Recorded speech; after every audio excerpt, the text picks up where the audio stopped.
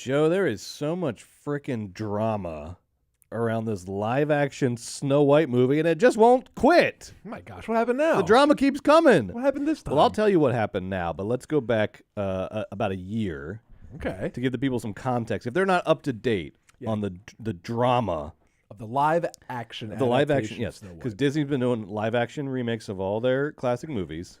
Can't wait for Lilo and Stitch. I saw the initial screenshots of Stitch. Looks like Stitch. I'm on board. Let's do it. But before that, we're getting this live action Snow White, I think in March of next year, early next year. But since its inception, this movie has just been torn apart by online dramas of one sort or another. It started when after the movie was announced and they said that Rachel Zegler, ascendant star of Hollywood, was going to be playing Snow White. Makes sense, right? She crushed it in West Side Story. She put the dress on. She looks like Snow White. She's a great actor, great singer. Makes sense, right? But then Rachel Zegler gave some interviews. One of them was at D23, which I think is, Disney's annual Disney's expo. Comic-Con, yeah. Okay, Disney's Comic-Con. And then something else. So she's in the belly of the beast and just decides to go nuclear on the red carpet. She's a pip. You got to love it. You got to love it, right? I do, famously. And on record. So a couple things. All this stuff just feels so like nothing, but people went nuts about it. So she was saying about how they're going to be bringing a modern edge to Snow White. She's like, it's no longer 1937. True. She's right about that. We wrote a Snow White that, she's not going to be saved by the prince, and she's not going to be dreaming about true love. She's going to be dreaming about becoming the leader she knows she can be, et cetera, et cetera. And then she said that, there's not going to be as much focus on the love story as in the original film, and that the prince from the original film is a guy who literally stalks Snow White. She calls that part of the original movie weird. And then, she said, we have a different approach. We're not just going to make it a love story, like a blah, blah, blah. Okay, it's really not about the love story at all. And then she even joked that Prince Charming could get cut out of the movie. But a lot of this, too, is out of context. That's a joke. I don't know if people got mad about that. And then the big one was, I think where it really would cross the line for the Disney adult mafia was when she talked about how she only watched the original once and didn't really like it or got kind of spooked You have by to it. pretend like it was your favorite thing when you were a kid. Right. No matter the IP or you are portraying, you have to talk about how important it was to you as a child. I remember the funniest one was when Chloe Zhao talked about how important the Eternals was to her growing up with the Eternals press tour. She did not know what that was. You have to before pretend. they called her. You must pretend. You have to pretend. No one knew what that was. Yeah. You have to pretend. Yeah. Rachel, if you hired me to make the live action Thundercats movie, when I was growing a franchise up, I have no familiarity with. I'm sure it's great. I just don't have no familiarity with it. You better believe I'd be out there in that red carpet talking about how it was the most important thing. I'd Photoshop I'd get an old elementary school photo of me and Photoshop a Thundercats T-shirt on and put that as part of the press package. Big time. Yeah, right. You got to do. You that. got to play or you don't. No, but Rachel's thing is that she doesn't play. She doesn't play the game. But she doesn't play the game. Like I don't know what's in your timeline here, but she just recently was really mad at Trump online. Said a bunch of Trump's horrible, Trump's mean, Trump's bad. Yes. I hope Trump voters never feel peace. That stuff like that, and she had to retract. She had to apologize. She had to retract. Man, you're about to be Snow White. I just want Rachel to just they made her be retract free. it. Why? Just let her do her thing. She's obviously opinionated. Let her cook.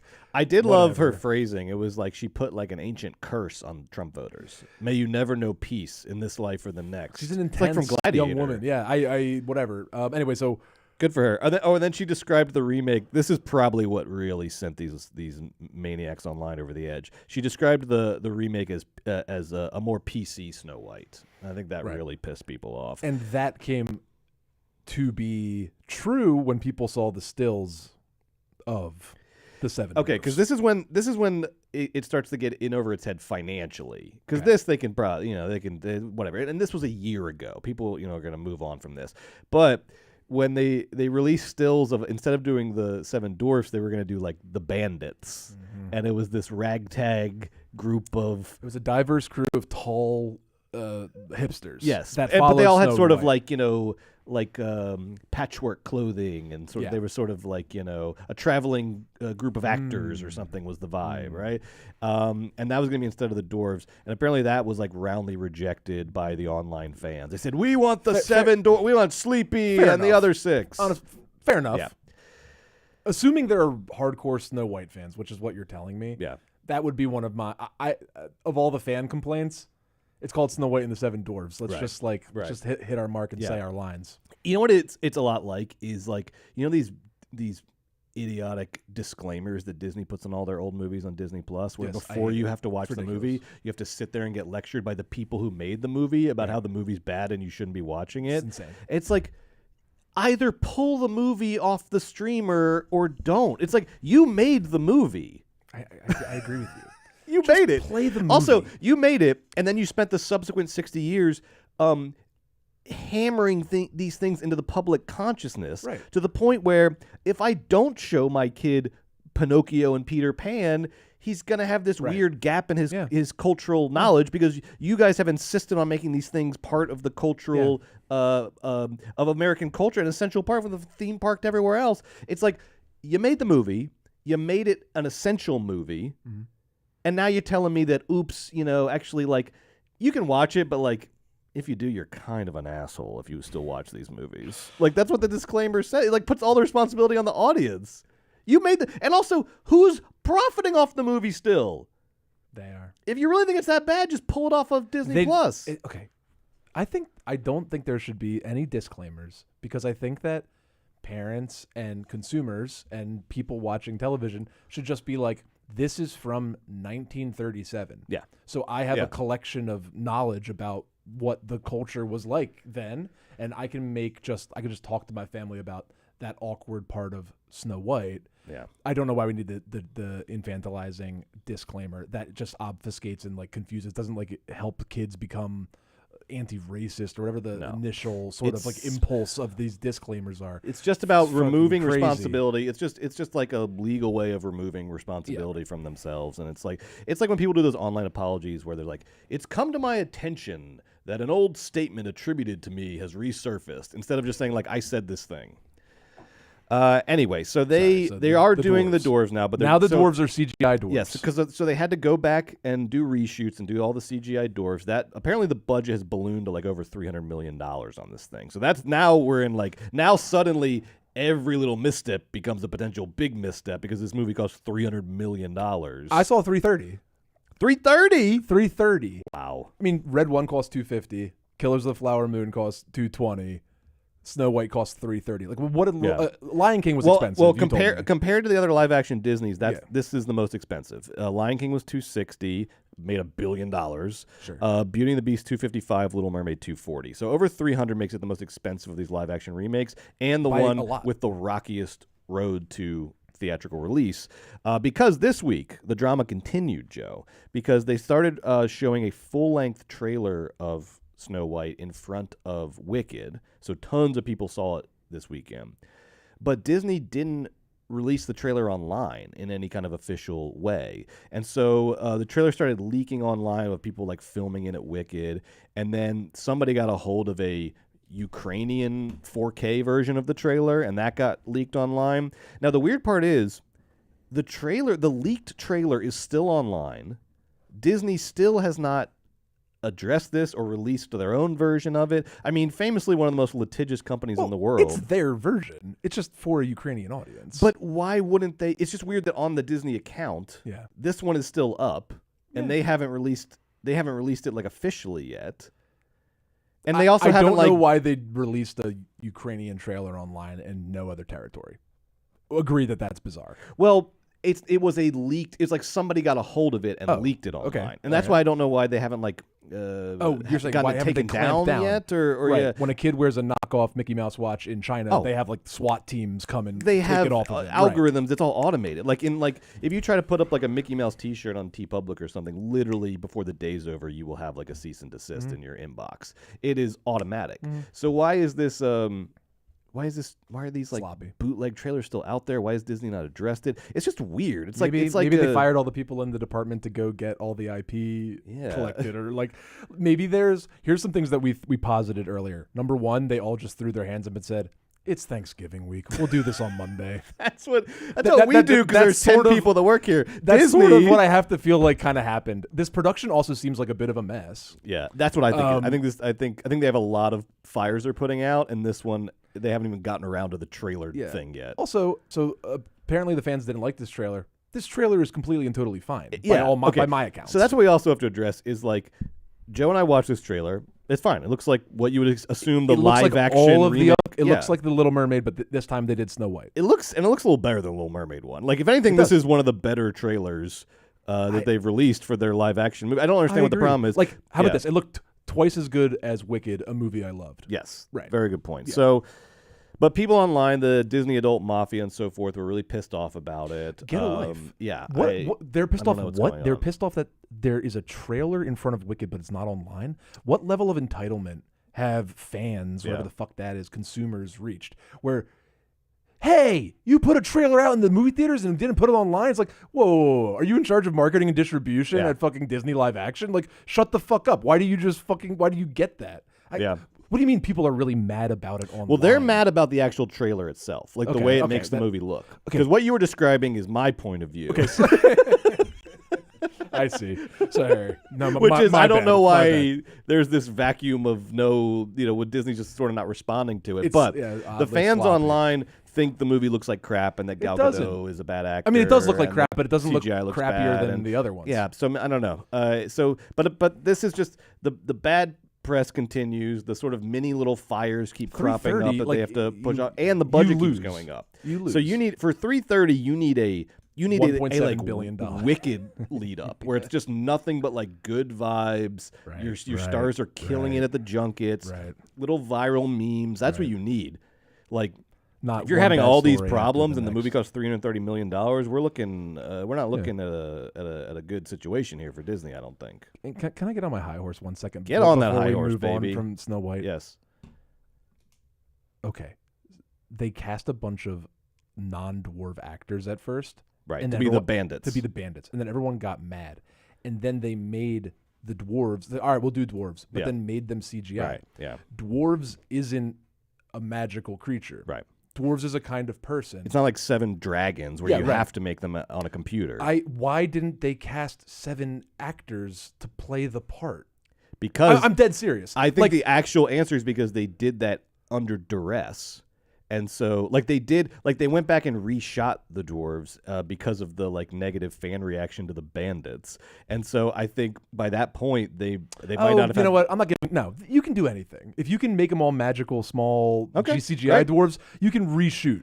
I love this. I'm just saying, not like I'm some hero. I just know that dwarves little people have been used inappropriately in motion pictures for a long time. Yeah. So now people are like, oh gosh, we would never put a little person in our film. It's like, no. They're that would be a great idea. Just don't do it in a demeaning way. Right. And then in Wicked, all the munchkins are,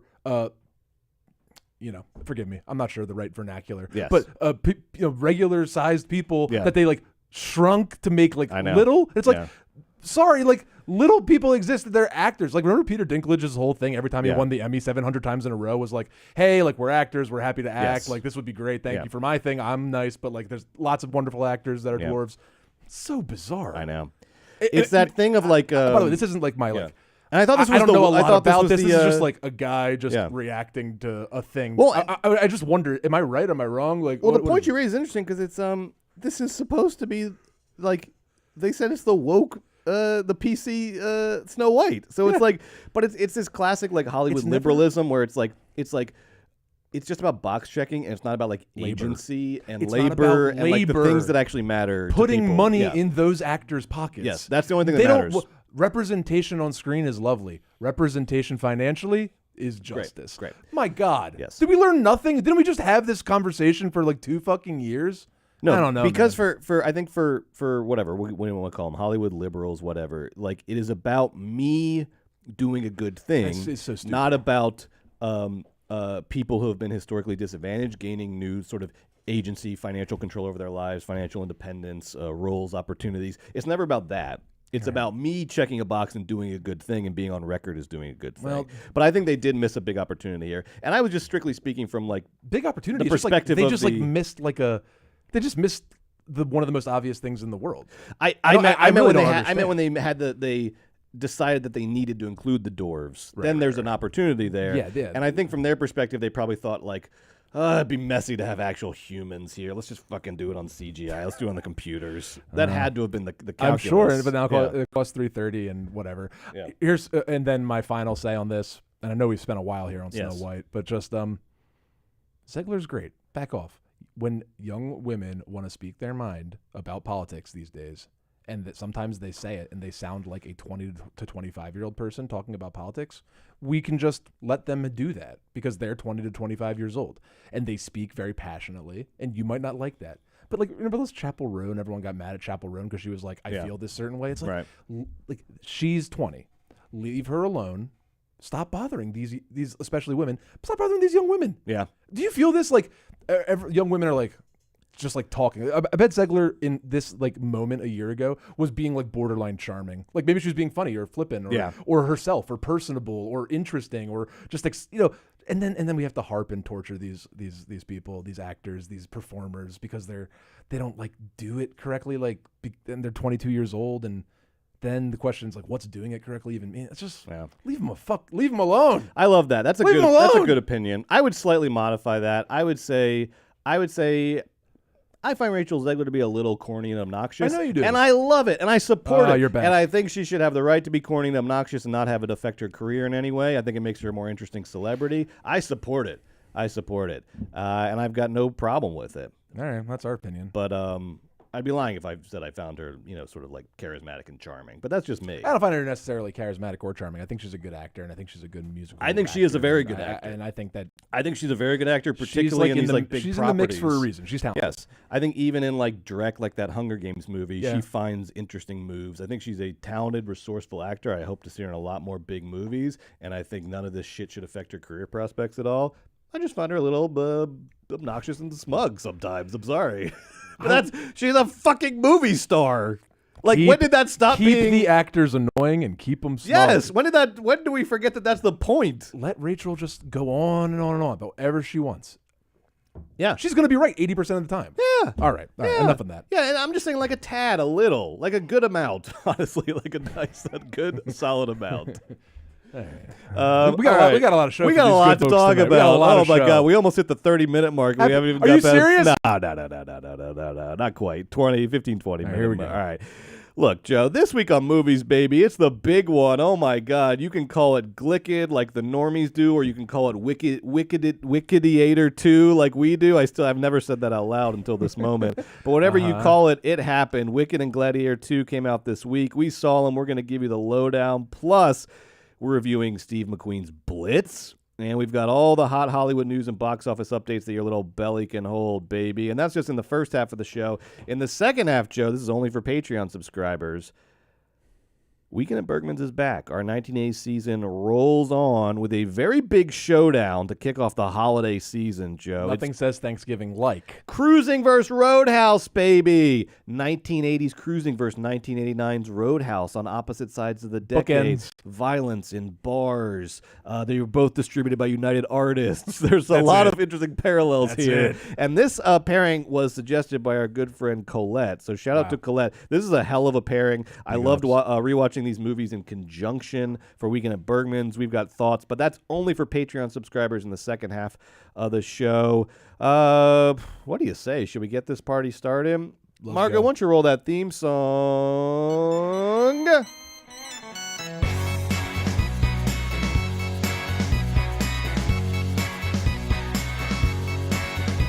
I can't get enough movies, baby. I can't get enough movies, baby, but how about you? Do you have it bad too? I know that you do, that's why you're here. Whenever one ends, it's like the death of a friend. I get to wishing that there were two more reels. And then a voice cries out, Move, baby, you're in my seat, and you don't want to mess with who? The Philly movie freak. Eagles. I can't get enough movies, baby. I can't get enough movies, baby. Oh, yes, it's true. This mysterious stranger. Oh, I've got it bad, too. Every night of the year, like the moon, I appear at all the movie theaters all over town. The Burbank 8, the Burbank 16, the Burbank 20. Roll credits. Whoa, baby. I'm lost in a fog. I need someone to talk to. Look, it's the Georgia movie dog. Dog. I can't get enough movies, baby. I can't get enough movies, baby. I can't get enough movies, baby. Welcome to Movies, Baby, the weekly show where we break down the hottest movie news, review the latest releases, shout out forgotten classics, and prophesy the future of Hollywood. My name is Joe Cilio, a.k.a. the Philly Movie Freak, here as always with Brett Boehm, a.k.a. the Georgia Movie Dog. Go Dogs! Joe, we're in the SEC Championship, baby, against all odds. But if we lose the SEC Championship, it could strangely knock us out of the playoffs. Nobody knows what's going on. Nobody knows for sure. Who's you against? That's the fun of it. We're playing the winner of Texas and Texas A&M this weekend. So we'll see either a rematch with Texas, who we beat on their home field, or Texas A&M.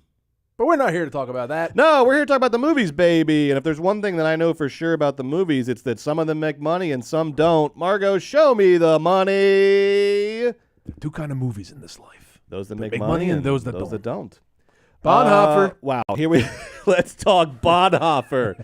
Pastor. It's like that Vince McMahon meme where he gets more excited with each word. Yeah. Pastor. Spy. Assassin.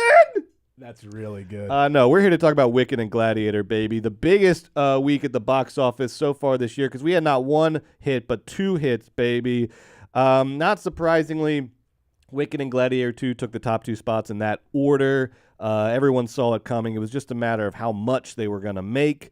Let's start with Wicked. Wicked was projected to do 100 to 110 domestic opening weekend. We both said it would go over that. Saying we were thinking somewhere in the range of 120 to 130. Well, I said in the theme song, we prophesy the future of Hollywood. We do. We nailed it. It did go over. It didn't quite get into the 120 to 130 range, but it did go over. So we were right about that. I made 100. This number, Box Office Mojo, is actually a little bit off. The official number was 114 million when all was said and done. So it made 114 million opening weekend. That's the third biggest domestic opening of the year behind Deadpool and Wolverine, which did 211, which sounds insane in retrospect. Inside Out 2, 154. And then here's Wicked at number 3, right ahead of Beetlejuice at 111. So Wicked is a hit, a big hit. And this was crazy. Somehow even more impressive than opening weekend. Did you see what it did on Monday? Wicked did 16 million on Monday.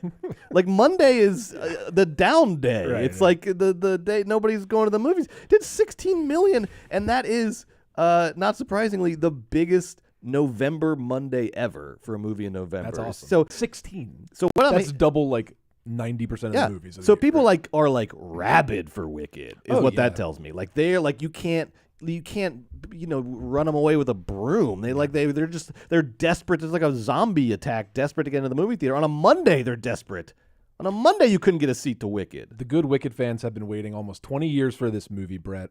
They've been promised it, and the day has finally come. You bet their boots they're showing up to the movies. So let's talk about let's look at this historically and see how good was this very good opening. Well, number one, a fantastic opening for a big screen musical, basically record breaking. This is the largest opening weekend for a Broadway adaptation ever. By a long shot. Shattering Les Miserables. Les Miserables had the previous record at 27.2 million domestic opening weekend. They did very good globally, so they were 103 total opening weekend, which brings them a little bit closer to Wicked, but Wicked just still domestically, shattered that. Wicked already beat them. Right? Shattered that. It is the fourth biggest opening all time for a musical. And this is also where it's like, but are these really musicals? Because the other ones here are like all the live action Disneys. Yeah. Lion King, Beauty and the Beast, Frozen 2. It's fourth after those three. But like it's the largest Broadway biggest musical. Yeah, it's the Right. biggest Broadway musical ever to be, as a movie. This is also a incredible opening for a new adventure fantasy series, and it's not unusual to launch these in November around the Thanksgiving holiday. This is the same weekend that Harry Potter was launched. Was Sorcerer and the Stone came out. Frozen, Twilight, Potter, they all came out this same period. right. But amazingly, Wicked did better than the first Harry Potter, Frozen, and the first Twilight. Damn, Daniel. Harry Potter was 90 million, Frozen 93, Twilight 70. Harry Potter 1 was only 90 million? Was only 90 million. And look, at this point, that's 15 years ago, so adjust for inflation. But still, Wicked goes down in the books as having a bigger opening than those three movies. It also proves what we all know and is common sense, but we now see it in practice, which is that female-centric audiences are just as valuable as male-centric audiences if you, make movies for that audience and then market them properly. But it's nice to see it in print, and everyone has to acknowledge it now until we forget it 2 weeks down the road. Now, the only downside for Wicked's release financially so far has been a kind of soft international opening relative to the domestic opening.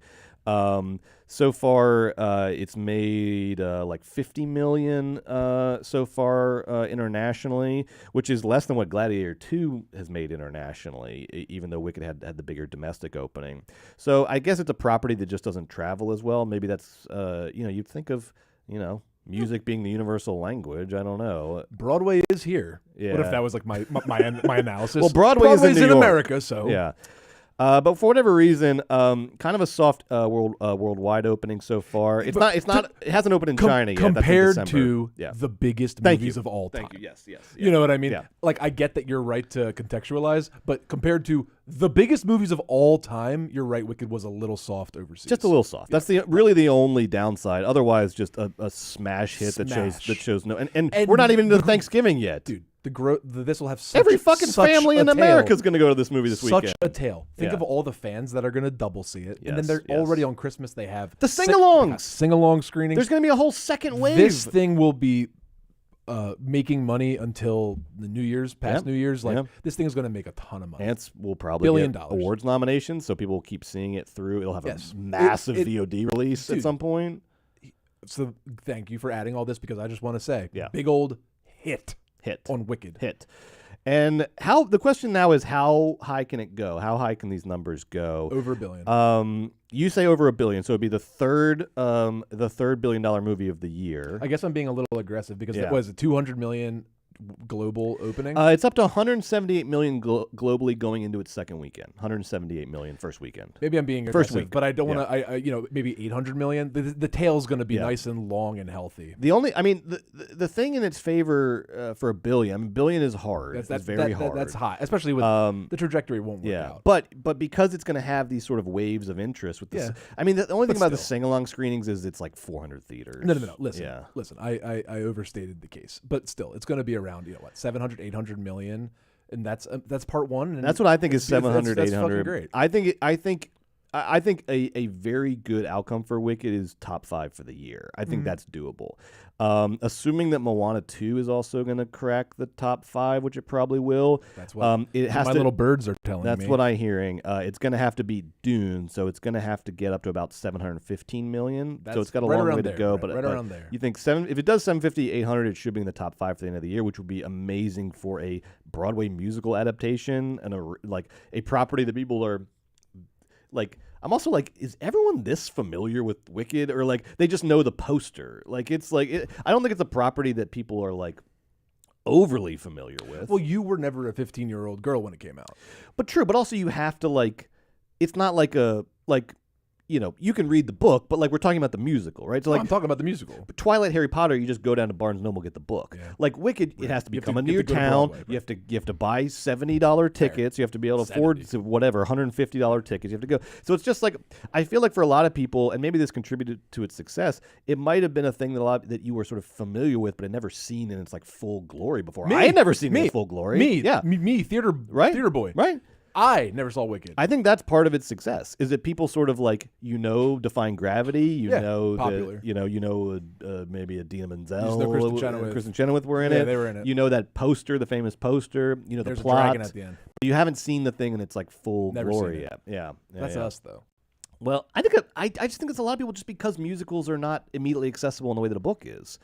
Let's talk about Gladiator 2. Gladiator 2 was projected to do $65 million domestic opening weekend. Joe, I think you were like comfortable with that projection. Definitely. Particularly because of the record-breaking international opening that it had the previous weekend. Yeah, I was high on Now, this one. I said it was going to go a little under. Well, I said the projections were a little high. You win. And wouldn't you know it, I was right on this one. Suppose you were. I was right on this one because it made $55 million opening weekend, which is a little under projections. But first, the good news. The good news is, when you look at it comparatively, it did very well. If you compare it to other recent R-rated action movies, it's falling behind the comic book, sort of the R-rated comic book movies, Deadpool, the Deadpool trilogy, Logan, but it's comparable to movies like Bad Boys, the John Wicks in terms of this opening. So being comparable to Bad Boys and John Wick is a pretty good position to be in for a legacy sequel that came out, 24 years for a movie that came out 24 years ago. And then compared to other legacy sequels, this is, if it stays on this track, it'll join the sort of top tier of successful legacy sequels: Top Gun Maverick, Wonka, Beetlejuice, Twisters. It's on track to be considered in that class, I think, and not in the class of The Crow and these sort of bombed legacy sequels. And it's interesting because I don't know what, the marketing's better. The look of the movie is better. They got a lot of the original people back. I wonder if that is. What are you wondering? What separates the bottom tier of like what separates The Crow from successful legacy sequels like Gladiator, Top Gun Maverick, Beetlejuice? It seems like a lot of it has to do with getting the original, like maintaining something about the original. It's a question worth wondering about. Gladiator came out 25 years ago. Yeah.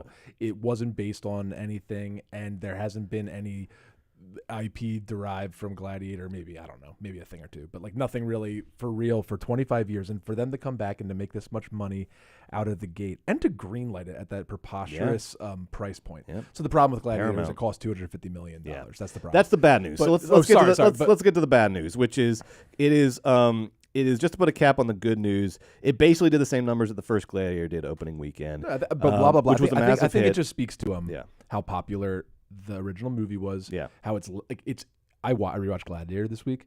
It's fucking awesome. So good. Like, it's so good, it never disappoints. And it was a phenomenon when it came out. It was a phenomenon. It won Yeah. Best Picture. Yeah. It was amazing. Yeah. It's awesome. And the new one has like Denzel Washington in it, and it's perfect counter-programming to Wicked. Yep. And this fit right into the pre-Thanksgiving James Bond slot, just like Wicked fit into the Harry Potter slot. Yep. Perfect. So because of its, it opened internationally a week earlier, so it has an advantage there. But because it had a bigger international opening, it's actually has a higher box office total than Wicked right now. I mean, that'll change after this weekend probably, but it's at $226 million total right now. But the bad news, let's get to, is what you mentioned, is that's off of a $250 million budget. So it basically has to double where it's at now to see profit. It will, but how much profit? How much of a success will it be with that kind of a budget? How much of a success can you be with that kind of a budget? Stop doing the budget like that. Why was it so high? I don't know. Like, the movie looks great and Yeah. is awesome and fun, and like it's a fun time at the movies, and I really enjoyed it. Like, just do it for fucking 180. Why 250? Yeah. What'd you get? What'd you do? Is so high. It's impossible. Well, and you think 250 was high on Gladiator? You were pointing out that that's the same amount of money that was spent on Red 1. Well, yeah. But Red 1 they can just go, hey, well, we're a Right. streamer. This is Right. how we finance movies. Right. They're way more expensive up front. Yeah. What's the fucking excuse on Gladiator 2?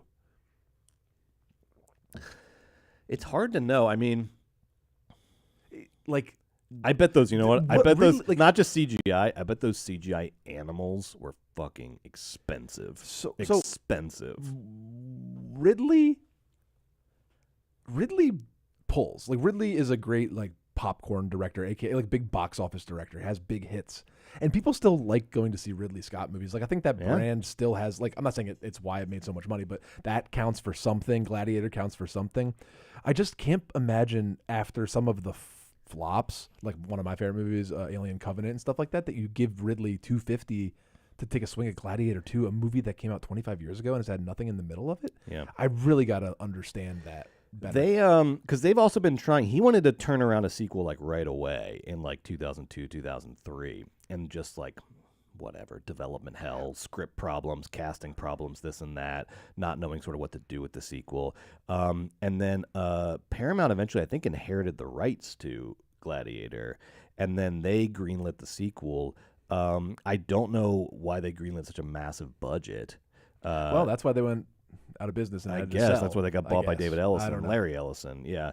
But I mean, look, it'll I think it'll sneak into profit. Maybe but it's they'd like, say, like, it could have been so much more profit. Maybe they would just be like, because we think this was going to be $1 billion movie. Yeah. Yeah. You know, yeah. maybe like because Gladiator's fucking huge. Yeah. And also remember, every studio needs its tentpole IP more than ever. So these Sonys, these Paramounts, the people that have like not the canonical, not the Star Wars, not the Marvel, they're like, okay, look at our slate. What can we turn into like, let's make a wicked ass Gladiator and get the biggest young star in the world, and we'll get Denzel Washington, get Ridley back, and we'll make a huge theater spectacle, and we'll reignite the love for Gladiator.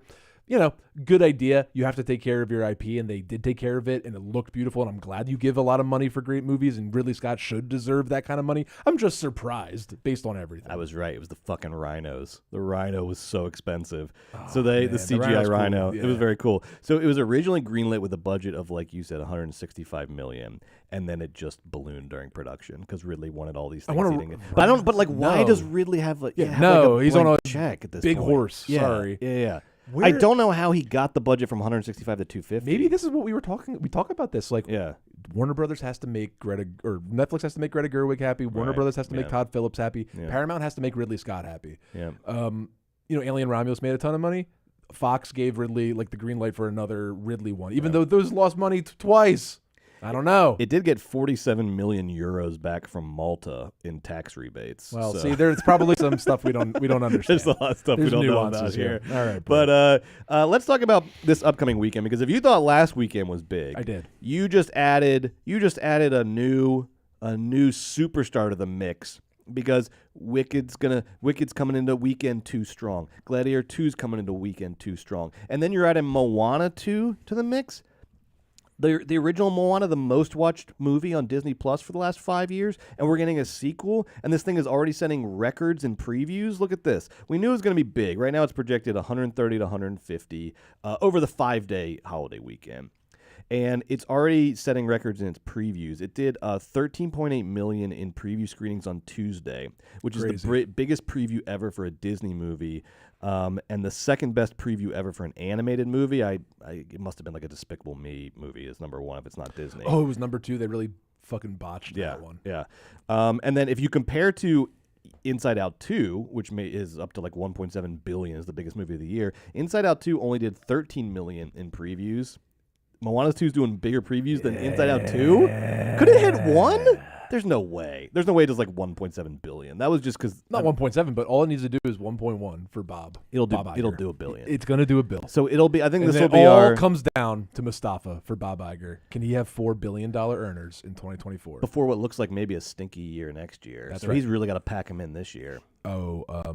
He has packed him in this year. He has. No, Disney will end the year with the top 3 movies at the box office, which I got to go back and look. I do not know the last time that's happened. That one studio had the top 3 movies. That's insane. It's just like the numbers, like just the statistics never favor it because everything is sort of a mess and no one knows what's going to hit. And so for one studio to have the top 3 movies, it would be crazy. But it looks like that's what's going to happen with Inside Out 2, Deadpool and Wolverine, and assuming Moana 2 gets up to the 3rd slot probably.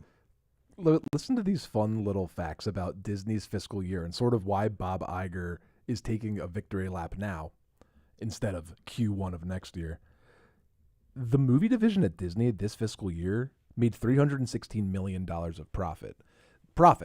So after Inside Out 2 and Deadpool and Wolverine, fiscal year Q3 to Q3, they made $316 million. And this is also like... profit. Sometimes movie studios don't want to tell you, like they don't want to show that much profit. So that's like, that is so much. That's profit. so much profit. Yeah. But Bob moved Elio, Pixar, Right. Snow White, Disney live action, and Captain America New World Order, Marvel, 3 problem children projects.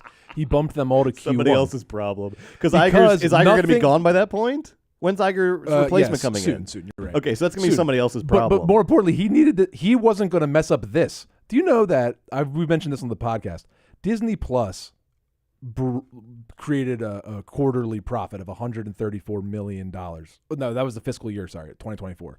They had $134 million for the profit on Disney Plus. Wow. In 2023, Brett, fiscal year, they lost $2.6 billion on Disney Plus.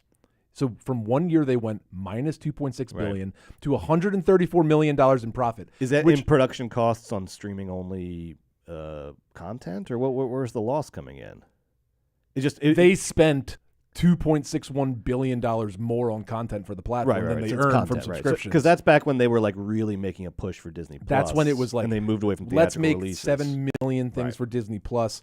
And now, because of the way they bundle Hulu and now they get the show $134 million streaming profit. Wow. And $316 million profit. And then in the Q3 earnings call for Disney, they also laid out based off this good news, a 3-year plan that really boosted investor confidence and pushed the share price up. And they showed, you don't have to show a 3-year plan at a quarterly review. They showed it because Bob saw exactly what he had created. He bumped all the dog shit to Q1 2025. Wow. It's for the next fucker's Somebody problem. else's problem, yeah. He pulled a fucking Nick Saban. He pulled a Nick Saban. He fixed Disney Plus, even though we can talk about the $11 billion debt that streaming platform is still in. They'll recoup it in a couple of years, but still. And it's just amazing how it all, I love the studio. I love why things happen. Yeah. And I love seeing the way that they want to present money. And thank you for letting me mention all that. So all that's to say is that's why these problem children got kicked. They're going to get kicked, like Brett said, to Disney's Iger successor. And he or she will have to deal with that in the Q1 earnings. This is why they're not talking. This explains the Snow White thing. This is why they're not talking about it, because nobody. It's not Bob's problem. Iger doesn't want anyone to piss on his parade right now. He's about to put together one of the all-time great years for studio and movie history. He's going to have $4 billion earners, maybe 3, definitely 3. Mustafa looks like the biggest piece of shit I've ever seen in my life. So definitely, I don't know about that. Definitely 3. But like Mustafa looks miserable. Have any of the live-action Disney movies looked good, and they still make money?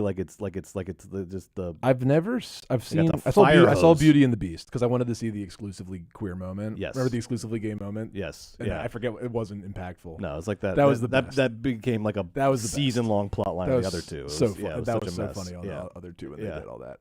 Anyway, little studio finance. Wow. So Iger. So that really does explain Snow White, because they're like, look, don't even mention. We're just going to sneak the trailer in before Wicked. They don't give it. People online can say whatever they want. We're not going to acknowledge it because we are in the midst of just one win after another.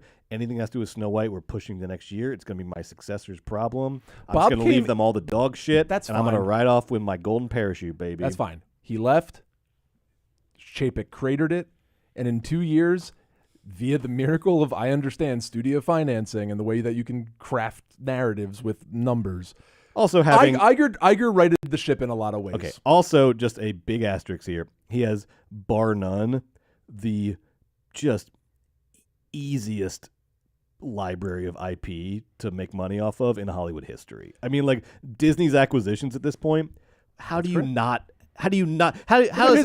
every year he bought them? How does every year? I know, but I'm just saying. Like he's not like, he doesn't have to like think of ideas. No. He just has to do the library. Actually, one of the reasons Disney streaming was able to scale and become one of the profitable isn't because Disney's traditionally just a very well-run company overall. Yeah. It's because the Disney brand is the only brand really synonymous with their content.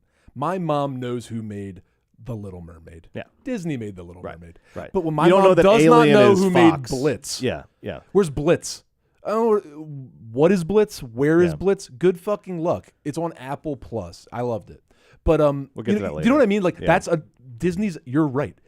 Disney has an easier job because they actually have seriously valuable brand recognition aligned with their owned IP, not just the fact that they own it. So they get the credit. It's easy on the consumer. Boom. Their job is always just to like not fuck up. Like they like it's there. You don't have to scrounge and kick in the dirt and find some hidden gem that no one knows about. Your job is just to not fuck up the world's most like fail-safe IP. Well, but honey, look, over and over and over. They put out an annual live action. They put out a Pixar. They put out a Marvel. They got it. Buy. That's my mad money on Disney. Buy. Actually, don't sell because they're about to crater next year when Iger hands off the shit parade to the next person. No, it'll all be good. They'll figure it out. He righted the ship on streaming and made that a business that's worth good pursuing. for him. That's actually fucking. I mean, look. I'm giving him all the credit. I know it takes a fucking village to do any of this shit, but the streaming turnaround actually is kind of amazing.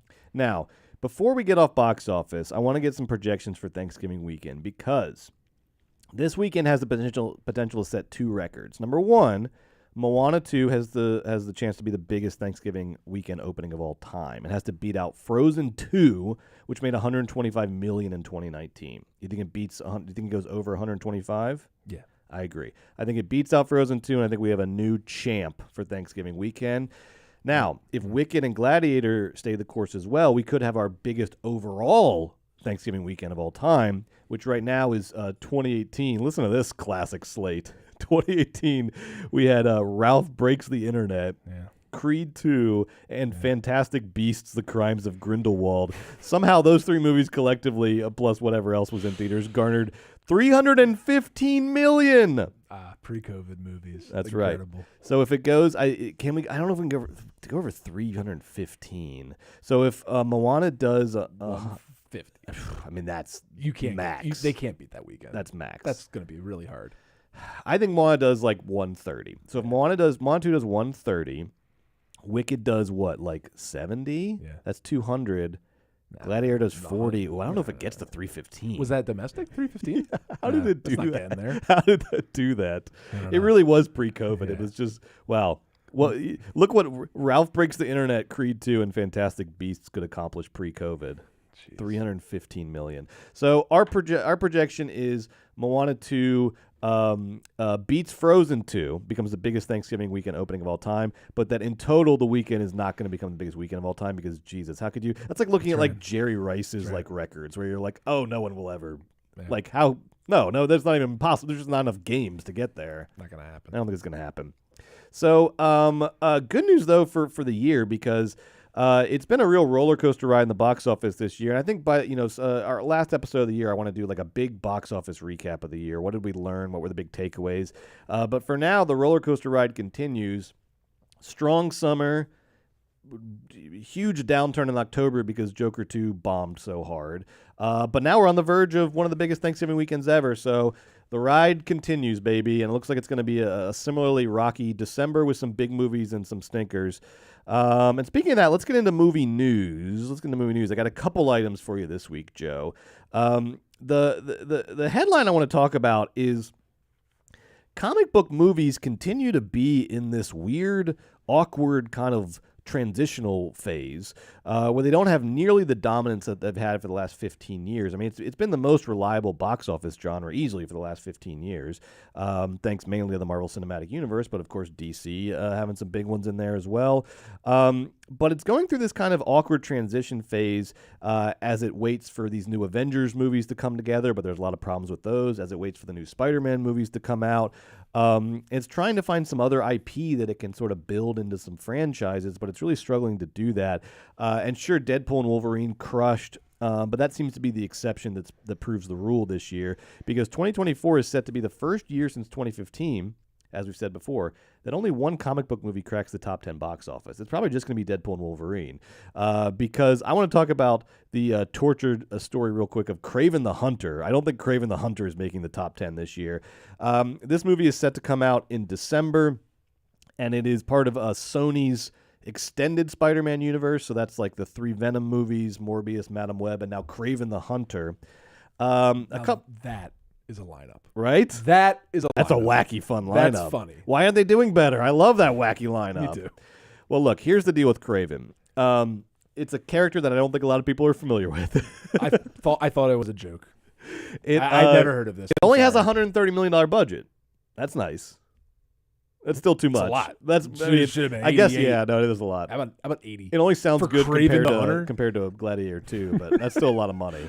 Yeah, I mean, look. it should have been 60 to 70. What do maybe. I know? What do I know? It's got Aaron Taylor Johnson in it, who's always sort of on the verge of kind of breaking out. Well said. An eternal up and comer. It's got Russell Crowe in it. Okay, that's fun. Big old Russell. It's got a great director, J.C. Shandor, who made Margin Call and A Most Violent Year, movies that we love. It's good pedigree, Brett. It's also R-rated and ultra-violent. I saw a Red Band trailer before Gladiator 2, and it was like gross. It was like so violent. What's Craven's thing? Does he bite? He's got a big knife. He's a hunter. He's like an old school hunter. So it's spears, got a spear? knives. Like he can like arrows. There's a lot of throat slashing, heads getting cut off, arms getting cut off. And so look, it worked pretty well for Deadpool. They're thinking maybe it'll work well for us. Deadpool's funny. Here's the bad news, though. How dare you? Here's the bad news. We run a comedy company. We gotta. Well, Deadpool's a funny guy. We have to cut that. We have to cut that. I was just kidding, Brett. Do my shtick. The bad news is that Kraven has been delayed. This movie, guess when this movie was supposed to come out? January 2023. I almost said 2013. January 2023. You really kneecapped yourself there. I did. Because I was like, well, 2013. No, sorry, 2023. Last year. Yeah, it would have sounded better if I didn't imply it was 2013. Okay, so they bumped it a year. January 20. Well, almost 2 years. Okay. January, then it got bumped to October 2023, and now it's coming out. And then it was August 2024, and now it's December 2024. It's that old problem that killed Snow White or is killing Snow White. Reshoots. They kept having bad test screenings, and then they had to go do reshoots, and then they had another bad test screening, and then they had to do more reshoots. But there's a new strategy from the a Kraven front, because come hell or high water, this thing's coming out in December, and they got to try to make as much of that $130 million back as possible. So the new strategy is what I would call a Jeb Bush please clap strategy, which is that this week J.C. Shandor told comicbook.com, that illustrious outlet, he told them, people have got to give us a chance and come out and support this film and literally try to wash away some of the other stuff that's happened. I guess he means all the reshoots and all that stuff. He said, give our film a chance. Give our $130 million comic book movie a chance. I'm going to give it a chance. I have to for the podcast. So they're basically, the strategy now is like, hey, good news. This incredibly red flaggy sort of production process that where we delayed the movie 4 times and spent all this money on reshoots, it actually yielded some pretty good results in the end, and we're really excited for you to see this movie. Good news, everybody. The process worked. Okay. That's the message right now that Sony and J.C. Shandor are putting out there. Yeah, not a humongous vote of confidence. I think my only analysis here is just to let you and the listeners know I was in the room in Hanover, New Hampshire in 2015. That's right, you were. Or 2016 when Jeb Bush said please clap, not because I was supporting Jeb Bush in Hanover outside of Dartmouth, but because I was writing an article for Boston. That's like being on the grassy knoll when Kennedy got shot. You were in the room. You were there for American history. I was 30 feet away from him. From Jeb Bush when he turned to the audience after an applause line. When he says, please clap. What was the applause line? The room. Something about just like broad shrew. I forget. Yeah. Something like, we're going to protect the country or something like that. And everyone's like, please clap. And he was oh, please clap. Yeah. It in the room, it felt like it did to y'all online. Wow. It landed with a big fat thud and a lot of turned heads. It was an awkward, funny moment. It was because of his tone was so exasperated. His tone was the tone of a defeated man. And he lost the election then, famously, to Donald Trump. Please clap for me. Yeah, I was there. Last thing I'll say about Kraven is this amazing quote from producer Matt Tolmach from Sony. And this is with Collider. And he said that the film was given its new December release date because Sony wants to accommodate all the audiences they believe will be clamoring to watch the film, quote, over and over again during the holiday break. That is, honestly, I love it. A+ spin. That's beautiful. Give Matt Tolmach a raise over there at Sony. That was a good one. That's great. That's you really work great. Here? That was a good one. That's good stuff. I love that. Kraven really quickly isn't the only comic book movie in trouble. This new Captain America movie, which has been such a reliable franchise for Marvel, this new Captain America movie, Brave New World, in which Anthony Mackie is taking over as Captain America from the just tragically uncharismatic Chris Evans. So a big upgrade in my book. I honestly, I liked the trailer to this movie. It looks like they're doing like a 70s paranoia, Alan J. Pakula style thing. I kind of was down for enough with the fucking Captain America is like all these good movies. It isn't. Well, I mean, it's coming out. It might as well be good because we have to see it. So I was kind of excited that I watched the trailer and I was like, I could sit through that. Ugh. But I don't know if I'll be able to sit through it because this thing, speaking of the theme of the evening, a third round of test screenings apparently went bad, and they're doing more reshoots on this thing. I don't know. What is happening? I don't know. How do this is just like 50 random people at an AMC in Santa Monica said it was what's going on here? Like, hey, do you guys think the movie's bad? That's what I always wonder. It's like, okay, for these movies, not only do you have not only is there IP already, it already is a book, and it's already a book made out of pictures. Okay, so you already have like a pretty confident sort of something to map onto, right? And then it's like, then you have all the money in the world to hire the most talented people forever until everybody gets it right in the pre-production process. I don't understand. Like, I'm sure Kevin Feige could come in and really school me on this one. I just don't understand how these movies with these budgets, with these studios, with the infrastructure, despite all of the changes and all of the this and that's, how they don't solve a lot of these issues in pre-production. So many issues that they had to have 3 reshoots on the Captain Marvel movie based on the fucking book. I don't understand. You have all the money in the world to make sure that it's really good, so you only have 2 fuck-ups. Yeah. Third time fuck-up? How bad's the movie? Who are you hiring? Can we do it? I'm sure we could put it together a little bit better to not have 3 fuck-ups in a row. Harrison Ford's in the movie. The Hulk's in the movie. It's about Washington, D.C. blows up. How bad could it fucking be? Also, how good could it be? How do you guys know when it's good and when it's bad? What are Marvel movies? Because that's the other problem is now you're like, well, how good could you possibly make this? Because every reshoot adds to the budget. This budget, get ready for this. This budget is rumored to be nearing $400 million, and this thing is scheduled for a Valentine's Day release. So now you are in this the murky waters of the test screenings aren't going great. You guys don't know what the movie is anymore. The budget is ballooning. It has to come out in February at some point. Because look, we've always heard in Hollywood history. We always heard, they've always done test screenings, and the studio has always put too much, emphasis on the test screenings and this and that.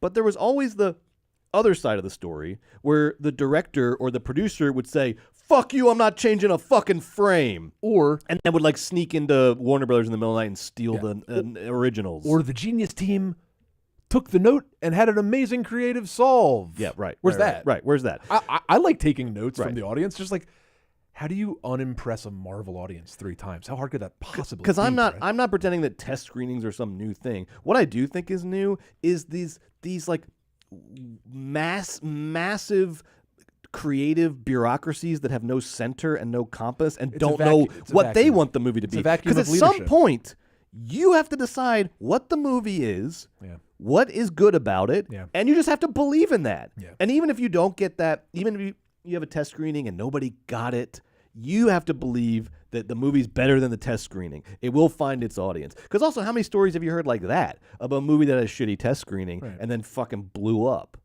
All right? There is But don't forget, Brett, maybe the audience was right 3 times. Or maybe. And these fuckers made a bloated, boring stinker. Cut losses and release the movie. Because now you're really fucked. Now you're really fucked. Honestly, that's kind of it. Yes. It's like the first time it was bad. Okay, let's try to change it. You spent money. You can't change bad from the jump. So now just pretend it's good.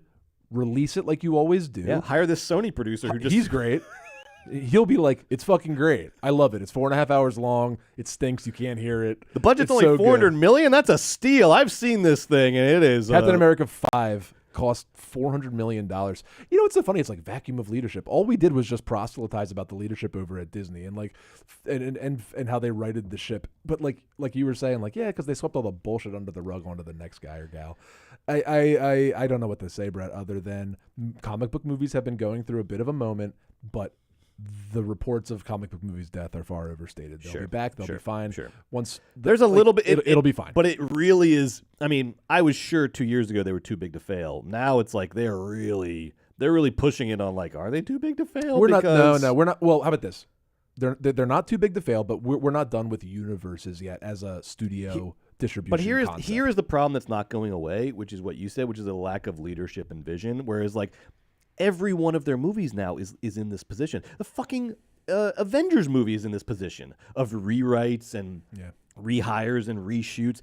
They do not seem to know what kind of movies they want to make anymore, and that seems to be the problem. And then there's this problem where the fan community is like devouring them whole. The fan community that built them up, now they can't like satisfy them enough, or they're not sort of, you know, the movies are not, I don't know, up to their standards or whatever. And so now that's a problem because they have to keep the fan groups happy. So it's like the whole enterprise is eating itself, and there's no one in the middle of it all to say, you know what, fuck all y'all, I believe in this movie, it's good, and we're putting it out. It costs $345 million and we're putting it out.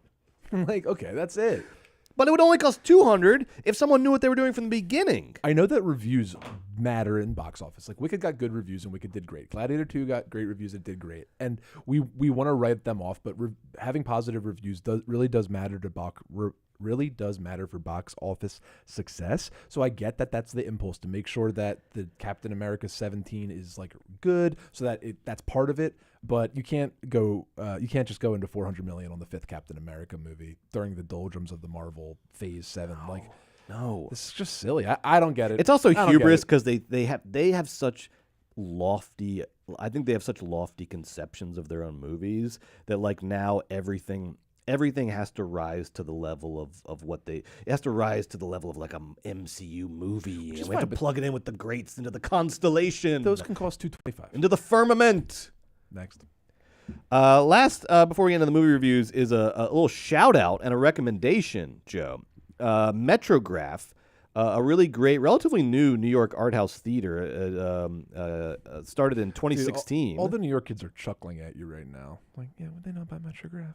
We've been a million times. It started in 2016 though. It's not like a you know, the Angelica or it's something. True. It was like instantly one of the like. It was like instantly beloved. Immediately. Oh, because you were still living in New York in 2016. Yeah.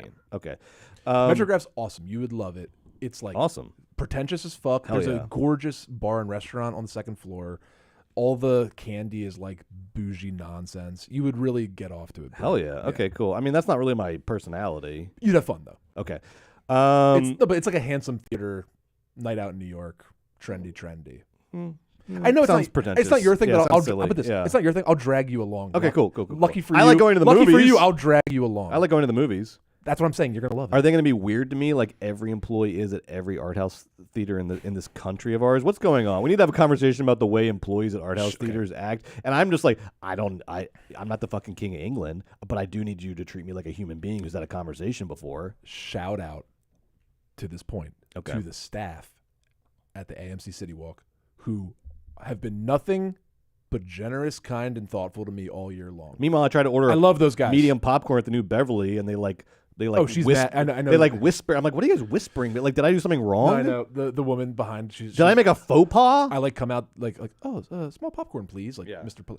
Just like the eye roll, like the Gen Z heavy hand scoop. Yeah. It's like, then die of hunger and don't work. Like why? Why are you so miserable? I know work is not as good as the times you're not at work. Just make it. Just try to live through it with your friend positively. Like make a friend. Or make it a game. You have to go to work because you have to make money because you have to eat food. So let's just not make it miserable. Smile, and if you're in customer service jobs, at least pretend. How about this? Pretend to not be miserable at work. Even if you are, unless you're really miserable. We all pretend all day. That's all we all work do is. all the time. Work is just pretending that you're not mad, you're not at home.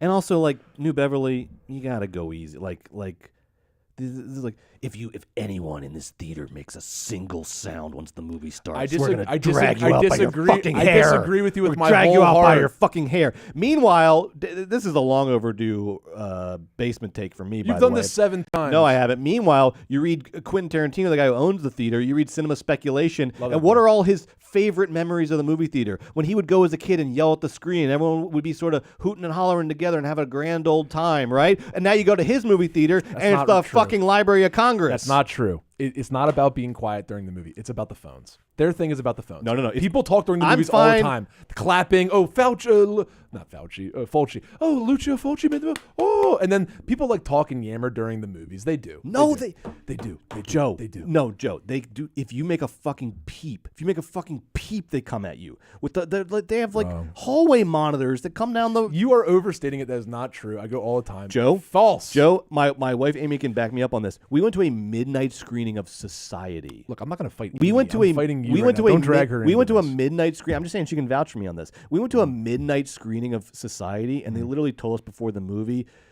it's all right to audibly react to the movie. Just please try to keep your audible reactions like at a reasonable level. It's Society. It's a fucking like camp body horror. Listen, I know exactly the guy you're talking about. He says that canned line at the end of every single welcome speech, and the line that he says is something Stop along the line. scolding me. It's not a scold. Also, Stop like preemptively scolding me. Once a month, they play cartoons at 10 a.m. on the screen, like Looney Tunes, and I take Enzo sometimes to go see them. And in the middle of between the two cartoons, it was like everyone clapped, and then it was quiet. And then Enzo in the silent movie theater goes, "Another one," really loud, and everyone was like, it was awesome. All right, well that's adorable. Well, that was all. Yeah, but a couple employees were steaming. No, like, if that kid says one more word, dude, every time because Enzo was smart, he just got it out real fast before they could say anything. Another one. Yeah. At Cartoon Club, it's like they play the Looney Tunes, and it's mostly dads and moms and children and stuff. But there is like 30% where it's like yous and me's, and like their buddies like, I really care about Chuck Jones, and I really like William Hanna-Barbera, and I really want to see the art of the losers. I can't go to the. Just a bunch of fucking adults at 10 a.m. just like all high, like watching cartoons. The guy's like, just go home, loser. This is for fucking children. I cannot go to them anymore. It literally says kiddie matinee. Yeah, fuck off. And you half of the crowd, kiddie popcorn. half of the crowd is fucking Silver Lake sitting there with their. You're absolutely right. It's like, come on, guys. We're cursing and screaming a lot this episode. You really got to see Charlotte's Web, or you're gonna fucking what's gonna happen? What's gonna happen? Honestly, I know this wasn't an easy parking situation for you. Just stay. Oh, nice. They're doing Duck Rogers. Fuck you. Duck Dodgers. Sandy's favorite saying right now is when we tell him he can't have something or, not right now or that, he just goes, another day. See, that's the another day. See, that's my kind of guy. I love it. I love it. Another day. You got to resign yourself. That's a good attitude. You got to resign yourself to life's frustrations early. You can't always get what you want. You can't always get what you want. Another day. All right, let's. I didn't even talk about the freaking Metrograph thing. Oh, sorry. Okay, so great theater, relatively new, whatever, 2016. So they are. It came out this week that they are launching a new print magazine called the Metrograph, and obviously my first thought was, yikes, print magazine. Good luck with that. But then what happened? That's also your reaction. Joe's really on one today, trying to alter the.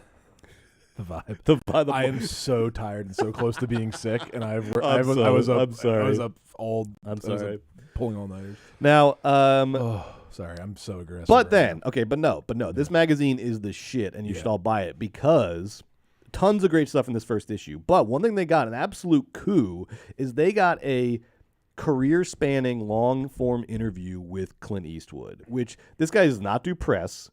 This might be like his last will and testament. Like this is going to be his last like public statement. Is going to be, and they do a whole career spanning thing. Apparently they asked him about Juror Number 2, all the Warner Brothers stuff. And the interview is by Nick Pinkerton, who actually is a screenwriter. He wrote The Sweet East, that movie that Sean Price Williams directed. He's the editor at large of this magazine, and he did the Clint Eastwood interview. So I ordered my copy. Joe ordered his copy. You can go to Metrograph.com right now. It's also fucking looks gorgeous. That cover looks amazing. It looks like a retro, like Cahiers du Cinema kind of thing. It looks cool. So go get yourself a pre-order copy of the Metrograph magazine. It's the only way to ensure you get a copy. And there's a lot of great stuff in there, including this career-spanning, that's awesome, unprecedented interview with Clint Eastwood. I love Clint Eastwood. All right, next up, we're going to review this week's new releases. That's Wicked, Gladiator 2, and Blitz. And while we do try to avoid any major plot spoilers in our reviews, it's impossible to give an honest review of these stinking movies without talking about them in their entirety. And so if we're reviewing a movie that you don't want spoiled in the least, not even a little bit, we recommend that you play it safe and put us on mute and rejoin us when we move on to the next movie.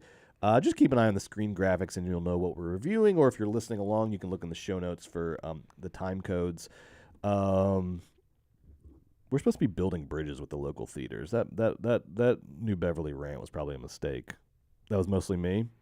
It was all you. I feel like it was shared. It wasn't shared. No, I was defending. You were that's right. You were defending them. I was suggesting. Okay, well, that's good. I heard you about like indie people that work at indie theaters are like too cool for school, and they act like they're unhappy. And they're like contemptuous. Obviously, of they're unhappy. their Obviously, you're unhappy to be here. Yeah, you're not at home in bed, fucking eating, a sandwich. I think we're good then, because my feeling is like as long as like one of the two of us support is like on the pro side, is like supporting you. You can't be mad at the show because like one of the two people loves what you do. Also, like we're just having fun. We're just having fun. We're just having fun. Tonight they're playing American Movie and Hands on a Hard Body. I know. Can you believe? I am incredible. I'm really upset. I didn't find a way to get to that. We're here. Those are two of my favorites. We're doing the dang two thing. of my favorites. I know we are. No, we love the New Beverly. Obviously. All right. Wicked is an adaptation of the stage musical by Stephen Schwartz and Winnie Holzman. The script was written by Holzman and Dana Fox. It's directed by John M. Chu, whose breakout hit was Crazy Rich Asians in 2018. He also directed the In the Heights movie in 2021. Kind of a warm-up for Wicked, getting his resume ready for Wicked. Similarly, the DP was the same DP as In the Heights and also Tick, Tick, Boom, Alice Brooks. So if you need a cinematographer for your big screen musical, call Alice Brooks, baby. Wicked stars Cynthia Erivo, Ariana Grande, Jonathan Bailey, Michelle Yeoh, Jeff Goldblum, and others. It was distributed by Universal. Joe, did you like Wicked? Brett, I loved Wicked. Wicked fit the bill. Wicked was a big screen musical adaptation that had great big performances, big songs, a fun story, and for a 2-hour and 40-minute runtime, Wicked moved right along. Me and the 1,015-year-old girls sitting with me in my theater all loved Wicked, and we were all crying at the end. We were all exchanging phone numbers saying, let's stay in touch after this. We're still going to be best friends, oh, that's right? Great. That's great. Right? That's great. That's the Wicked experience. Ariana Grande and Cynthia Erivo were awesome. Let's talk about Grande first because she was paid $15 million, the big bucks. Oh. She's the front runner for Best Supporting Actress or whatever and all of that. So let's talk about Ariana Grande, pop star, of course, now musical theater lady, of course, as she played Glinda, the Kristen Chenoweth character. I think Ariana Grande in this movie was very good. Would I nominate her for an Academy Award? No, I would not. But let's just face some facts. She did a great Kristen Chenoweth impression. She sung beautifully. She was funny. She carried the 3-hour-long musical movie. She was big, and she did the press tour crazy with Crazy Cynthia, and they did a great job there. They did a great job on that. They nailed it. And I just feel like it'd be easy to sort of pick apart this performance because it's it's easy to pick apart this movie because it's silly and it's basic and it's the Wizard of Oz musical and there's lots of things that aren't sophisticated about it. It's fun. It's his strength. The strength of the movie is that it's kind of not great. It's kind of not great, and I loved it. Yeah. Because sincerely, I thought that it moved. I thought the numbers were great. I loved the performances. I had never seen Wicked. I don't particularly like The Wizard of Oz. I like a version of fell in love with the characters. I was in the front row in an AMC recliner just looking up at Wicked because I bought my ticket sort of late, and I was just looking up at the screen, and I just found myself being like, fuck, like I really like Wicked. Wicked's magic system, okay, very funny. Yeah. They're mad about the green. Cynthia Erivo's The Wicked Witch of the West is green. They don't. Right. Everyone's like, what the fuck, green? Right. But and this is like a magical world where goats talk and everything. But they really don't like when somebody's green. They don't like green, but animals talk. Also, they all go to wizarding school, but only one person can be the wizarding student at a time if Michelle Yeoh finds one. Yeah. So maybe there's a wizarding student. A surprisingly complicated lore that you can also just completely disregard. But also, what was so funny is, and this all happens at Shiz University, right? Which they say 100 times, which is the stupidest, weirdest. I don't understand. What am I missing something? To. They're almost like winking at you when they say Shiz every time, and I'm like, I don't get the joke. I think that's kind of. I don't get it. That's almost what's charming about Wicked. I don't think there is a joke. I think they literally just thought they think Shiz is like sort of funny sounding. We sound dumb right now, but I want you that knows what that's all about to know that we're kind of right. Like what is that? Because I shouldn't need to get the companion book on this. Like the joke has to explain itself, and that one doesn't. I think the problem with Glicked, both Gladiator and Wicked, is like plot heads will not like this double feature, but the vibe heads, plot heads not invited. No, but like the vibe heads, vibe guys, vibe heads. If you're a viber, I saw these movies back to back double feature. I saw Brett and Sandy at the movies that day. I vibed. Yes.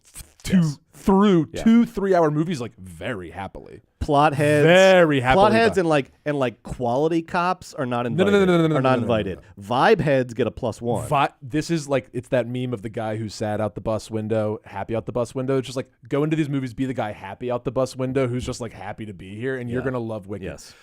I do think that people want to be like, people are like, what happened to the movie musical? Shut the fuck up.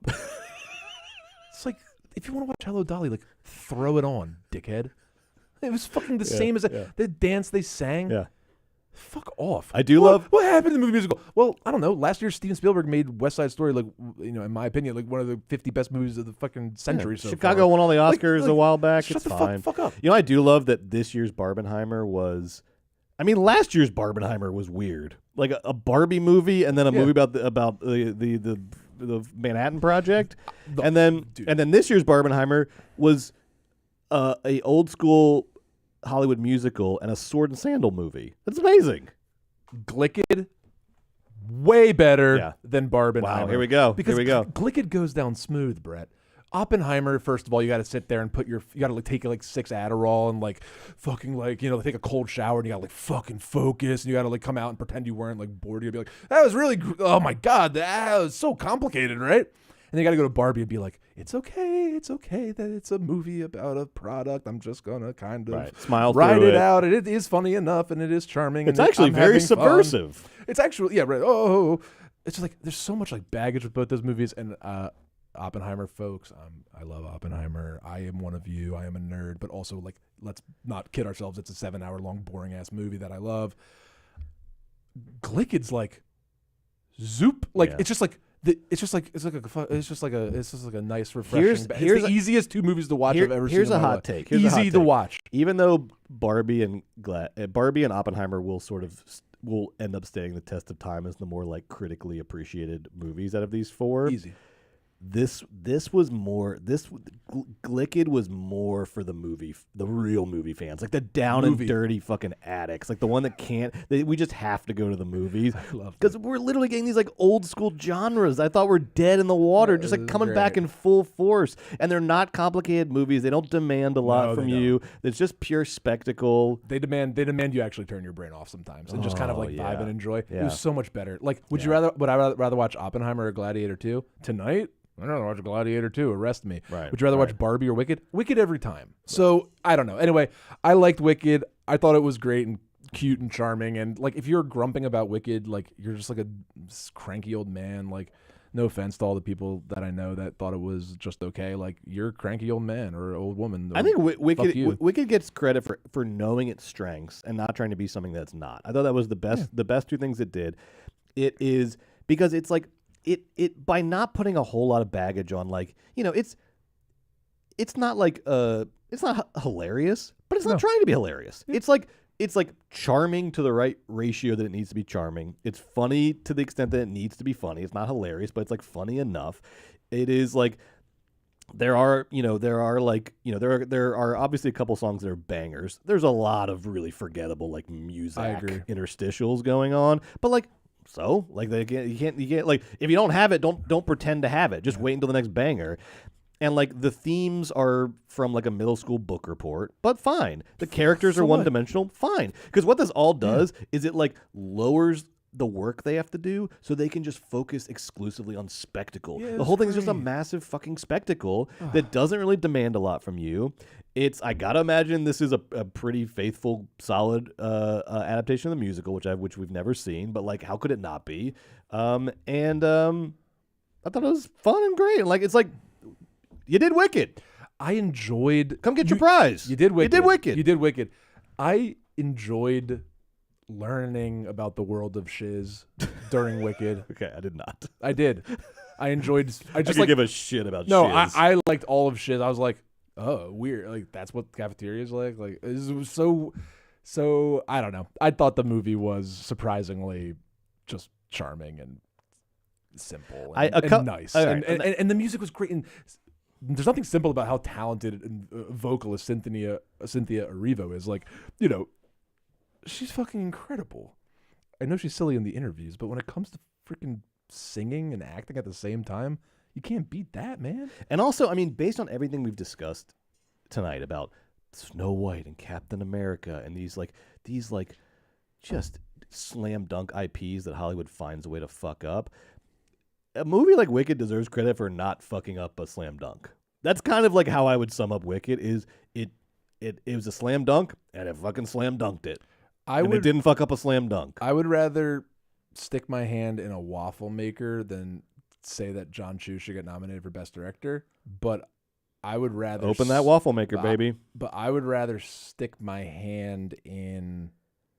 Here we go. What's the worst thing you can imagine? A vat of angry bees. Yeah, okay. Than not nominate.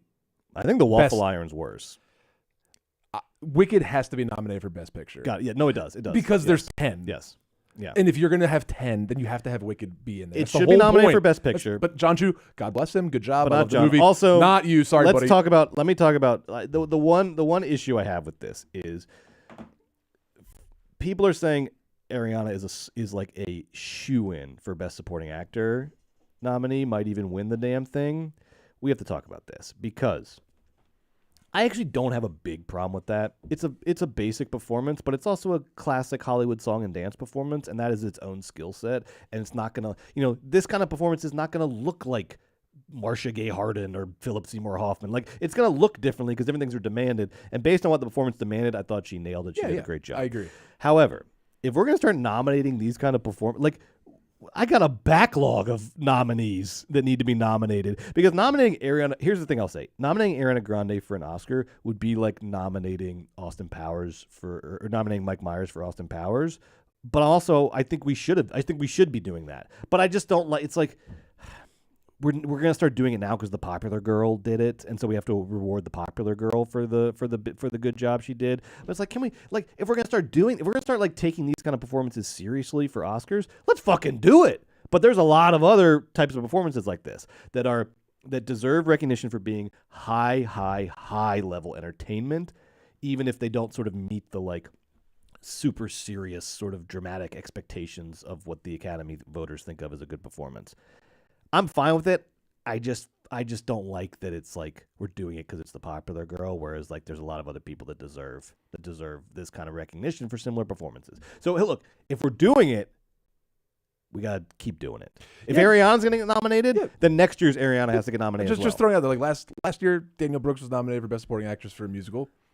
Like, but the color purple is more sort of I don't know, thematic heft than Wicked does. I see your point. Isn't about performers singing and dancing. You're just saying forever. It's a first thought performance that's in a simple, not deep. It's not a deep performance. The Oscars, it's full of talent. Yes. It just isn't some great introspective piece of acting. But I like recognizing that. Yeah, me too. It's just the Oscars have forever sent the message that if you have fun in your movie, you can fuck off. And you're just saying, oh, now that a world-class pop star's having fun, she gets to get nominated. Yes. Okay. There's a little bit of that going on. The rich get richer, Yeah, whereas like I think there's a lot of people who should be getting nominated for these types of performances. That's my only gripe with it. Oh, whatever, it's fine. But that hasn't happened yet, so maybe we don't know what's going to happen. Everybody's saying it's a shoe-in. She's on our power rankings. Oh, yeah. No, it's a shoe-in. All right, let's talk about Gladiator 2. Actually, before we do that really quickly, I do want to give a shout out to something that I am always excited to see in TV movies, which is Peter Dinklage, who's the voice of like the Goat Professor. Peter Dinklage is doing his like not quite a British accent. He's doing his like his old-fashioned accent, his like fairy tale accent, and I love it. Fantasy man. Yes, it's like well, it's an interesting tale, my boy, and if you sit down, I'll tell you. It's like so close to British, but not. It's like this generic high fantasy accent that he does. He did it in Game of Thrones. He does it here. I fucking love it. The goat was so funny, and when the goat gets like racistly goat attacked, it was and like everybody in Wicked's treating it like that was just such like a disorienting moment of like, oh, Wicked's trying to do a thing. Yeah, Wicked. Also, shout out Bowen Yang.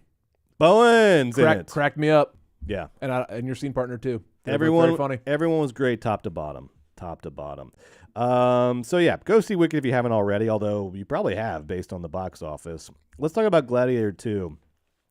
A direct sequel to 2000's Gladiator. This is directed and produced by Ridley Scott, of course, written by David Scarpa, a frequent Ridley Scott collaborator who wrote Napoleon last year, even though we recently found out that PTA came in and did punch-ups because Joaquin was throwing a Joaquin fit. The DP here was John Matheson, also a frequent Ridley Scott collaborator. They started together on the first Gladiator. So the same DP from Gladiator 1 to Gladiator 2. Awesome. I love didn't that. know that. I That's love sick. that. The movie stars Paul Mescal, Pedro Pascal, Joseph Quinn, Fred Heckinger, Connie Nielsen, and of course, Denzel Washington. It was produced by Scott's company, Scott Free, and distributed by Paramount. Joe, can I go first on this one? Absolutely. I saw Gladiator 2 last night, and I really freaking enjoyed it. I had a great time at the movies. There you go. And first and foremost, I want to say I was overjoyed, and I've already alluded to this a little bit. I was overjoyed that in the year 2024, Ridley Scott got Paramount to pay $250 million for an old-school sword and sandal movie. Oh, my God. Because Gladiator 2 reminded me way more of the sword and sandal movies of the 50s and 60s when the genre was at its peak. We're talking your Ben-Hur, your Spartacus, your Quo Vadis, your The Robe. And by sword and sandal, I'm talking about movies that are set in sort of Greco-Roman antiquity, and there's sword fights and Roman gladiators, and there's early days of Christianity stuff going on. You know the genre. You know it when you see it. But whereas I thought the whole point of the first Gladiator in 2000 was to kind of like update and like transcend the sword and sandal genre. It was all about turning sword and sandal into this, like giving it this like elevated, this muscular action movie makeover and making it like cool for the new generation. You know, this ain't your mama's sword and sandal movie. That was the vibe when the first Gladiator came out. Nailed it. And it was a rusty old genre, so it probably needed that kind of like oomph, that adrenaline burst. And then that kind of leads into 300, or paves the way for 300 in 2006, which was trying to do something similar to give the sword and sandal genre like a comic book kind of a violent comic book makeover.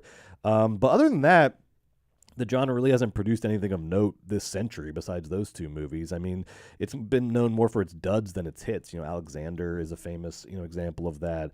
I mean, Troy did so-so, but didn't set the world on fire. Same with the Clash of the Titans remake. Exodus, Gods and Kings, anybody, right? This isn't like but of course, because this isn't a like genre that that screams sort of like relevance and 21st century issues and concerns and so forth. But that's why I loved Gladiator 2, because it was like shockingly relaxed for this, like a sequel to the first Gladiator, this massive movie. It has this massive budget. The movie was just sort of relaxed and even though you get these little fan service moments here and there, like the big one is like Paul Mescal putting on Russell Crowe's like armor or whatever. The movie didn't stress. It didn't have like the anxiety of influence thing going on where like you could tell that it was stressing about its like legacy in the first one. It was just very relaxed, being a more classic throwback sword and sandal movie. I thought it had all that great like palace intrigue going on. It did have some killer sword fights. It was like a little cheesier than the first one, which I really liked. It just sort of like, it just wasn't as like, I don't know, it wasn't stressing about being like a prestige movie. It was like really relaxed and comfortable in what it was doing, and I liked that a lot. And I liked just getting a more classic throwback sword and sandal movie, and not this thing where it's like, we're gonna reinvent the genre and update it for the kids, and like it had none of that. It was like pure do it again. Palace intrigue. Yeah. Togas, sandals, sword fights, really corny speeches. Like I really liked it. I had a lot of fun. And so it was a lot like Wicked, to be honest, where it's like, man, nothing like a movie that kind of knows itself and is not trying to like punch above its weight and is just like kind of nailing a genre, like just really relaxed nailing a genre. This confidence you're speaking to, or this sort of like non-stressed outness, this sort of mellow tone, or this sort of just like, it's because Ridley Scott's made 1 million movies. Yeah. And he doesn't give a shit about historical accuracy, famously. Love it. And he doesn't give a shit about anything other than telling a ripping good yarn. As soon as I saw the Great Whites, he doesn't give a fuck about you. So his movies are really watchable. Yeah. As soon as I saw the Great Whites, I was like, yeah, it's not historical. Like, why were you? I love that part, dude. Like the historians were trying to come to for this movie because it's not historically accurate. It's like find a new slant. It's like boldly historically inaccurate. It's find like stop with this genre of like analysis where you tell us why this couldn't happen. What'd you think of the movie, asshole? Now let's go through the performances because I think number one, Denzel is fantastic. Denzel's awesome. It's the performance we were promised. He just does Denzel in a toga, and it is heaven on earth. Literally in the last half of the movie, just watching his eyes. I love him. It's like a movie within the movie. Like just watching. Like Denzel looks at this guy for 10 seconds, and then looks at this guy for 2 seconds, and back at this guy for 10 seconds, and it's like that's a whole fucking story there. Just who Denzel is looking at and how he's looking at them. So fun, and he fit in like a glove. He didn't he stood out because he was the best, but he didn't steal show. No. He was in and of the movie. He was awesome. And people have been referring to this as a vintage Denzel performance. I actually think it's kind of a singular Denzel performance and kind of a unique one in some specific ways, which I liked. Which is that to me, the classic Denzel thing is that he stands up to authority, boldly and openly stands up to authority. He doesn't kiss the ring. He doesn't lick the boot. He is a bold, courageous, sort of anti-authoritarian character that's heroic. And even when he's a villain in Training Day, he's out in the street saying, King Khan ain't got shit on me. Denzel characters, for good or for bad, are usually characterized by their sort of self-possessed boldness in the face of whatever their antagonist is. Whereas in Gladiator, we get sneaky Denzel. We get says one thing to your face and then stabs you in the back the second you turn around. We get Littlefinger Denzel. We get palace intrigue Denzel. That is a little bit of a twist on the Denzel formula, and he again, talk about being relaxed and not worried.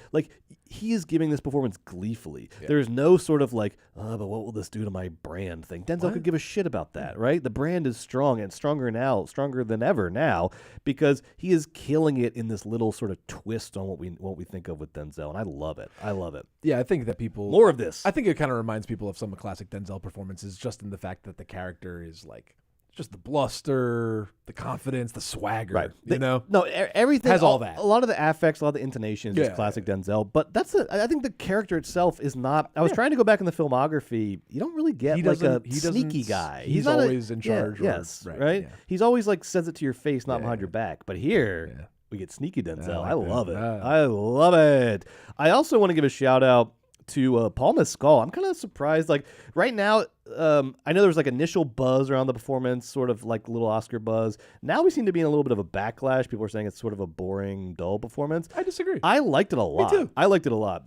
And this is a guy that I've, famously been skeptical of, just because I thought the shorts. I just thought all the tabloid stuff was outpacing the body of work. I love the tabloid stuff. I like it to keep pace with the body of work, so we don't get the hype train going off the tracks. I'm trying to protect you, Paul Mescal. Right. I'm trying to protect you. Here, though, we got what I think is his strongest performance that I've seen. I liked him in that movie with Andrew Scott last year, was in The Comfort of Strangers, and he's doing a similar thing in both these movies I like a lot, where you get, in interviews and stuff, you get cute baby girl, bashful Paul Mescal with his shorts, and he's all, oh geez, all shucks kind of thing.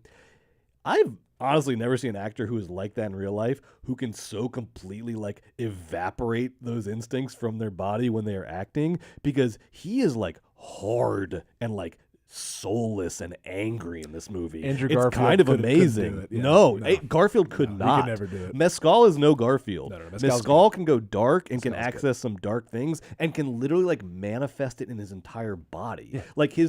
His physique changes in this performance, and it is I actually thought his performance was really good.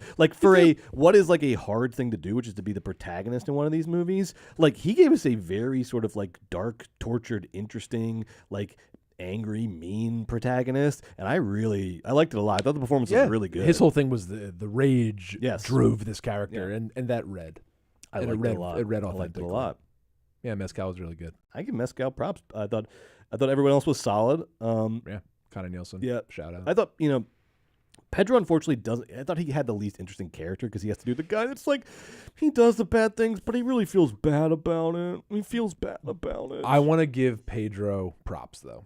Oh, I feel so bad. I had to kill all those people. I'm hard on him, and he does play that character. They deserve it. He plays it with some. He plays it with some dignity. No, he's good. And It's just, he plays it with sort of a dignity lame and character. agency. It is a little tiny bit lame. I think he was actually kind of good, and I'm not his biggest fan. So I was down for Pedro in this movie. He can do sad really well. He can do like sad, tortured face really well. So that would I think that was good. But the character was just blah. Joseph Quinn is a good actor. Oh, those two little Great. two little twisted twin emperors. Yeah. Fred Heckinger and Joseph Quinn. They did great. They did really well. Yeah. I hate the queer coding of like villainy always, right? Oh, of course, the old James Adomian bit. In this movie, like, and in so many like Roman things, there's so much like they fuck little boys. So much of that in Gladiator 2. But again, they're both really good in it. No, there was a lot of the old school, yeah. And then those go, the brothers, kind of weird. And then, but look, love the action. Love the rhino. Love the boats. Dude, the rhino, the boats, the sharks. Boats, Come on. Love the sharks. It was great. Love all the fights in the ring. I didn't know Yeah. I gave a shit about that. I loved it. And I liked, kind of different than your take, but ultimately the same in that we both enjoyed this. Like, I thought it was really kind of charming that it really was Gladiator 2.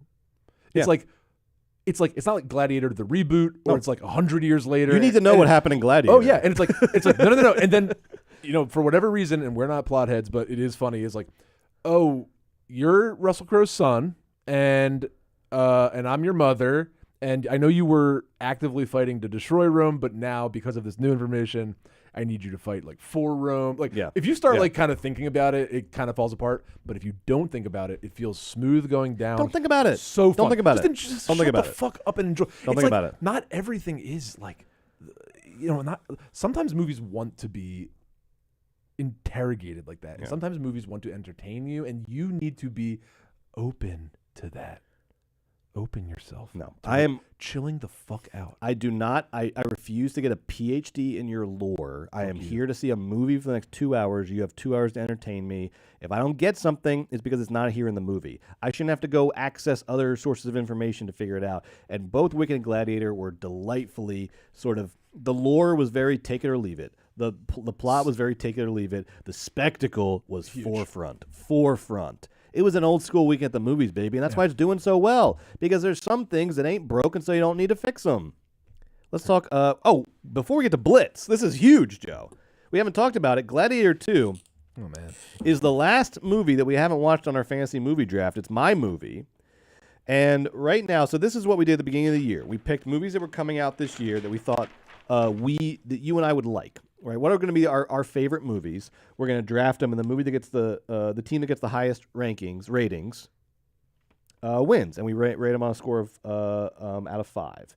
And so right now you are ahead, 40.5 to 30.5. 40.5 to 30.5. I'm 10 points ahead of you. 10 points ahead so of me. Gladiator so the best 2 I could do, Gladiator 2 has to get a 10. Has a potential of 10. So it has to get a perfect score. And then we tie. It has a perfect score, and then we would tie. Wow. So what we did is we gave them number rankings 1 out of 5, and then we added them up, and then that's how we got the scores at the bottom. So the last one to grade is Gladiator 2. Should I go first? Yes. Well, I'll go first. Gladiator 2, I'm not even going to build it up. I'm just going to tell you. Yes. 4 stars. That's exactly what I gave it. 4 stars too. It gets an 8. That is like almost 4 objective. stars. Almost objective. Yeah. Yeah.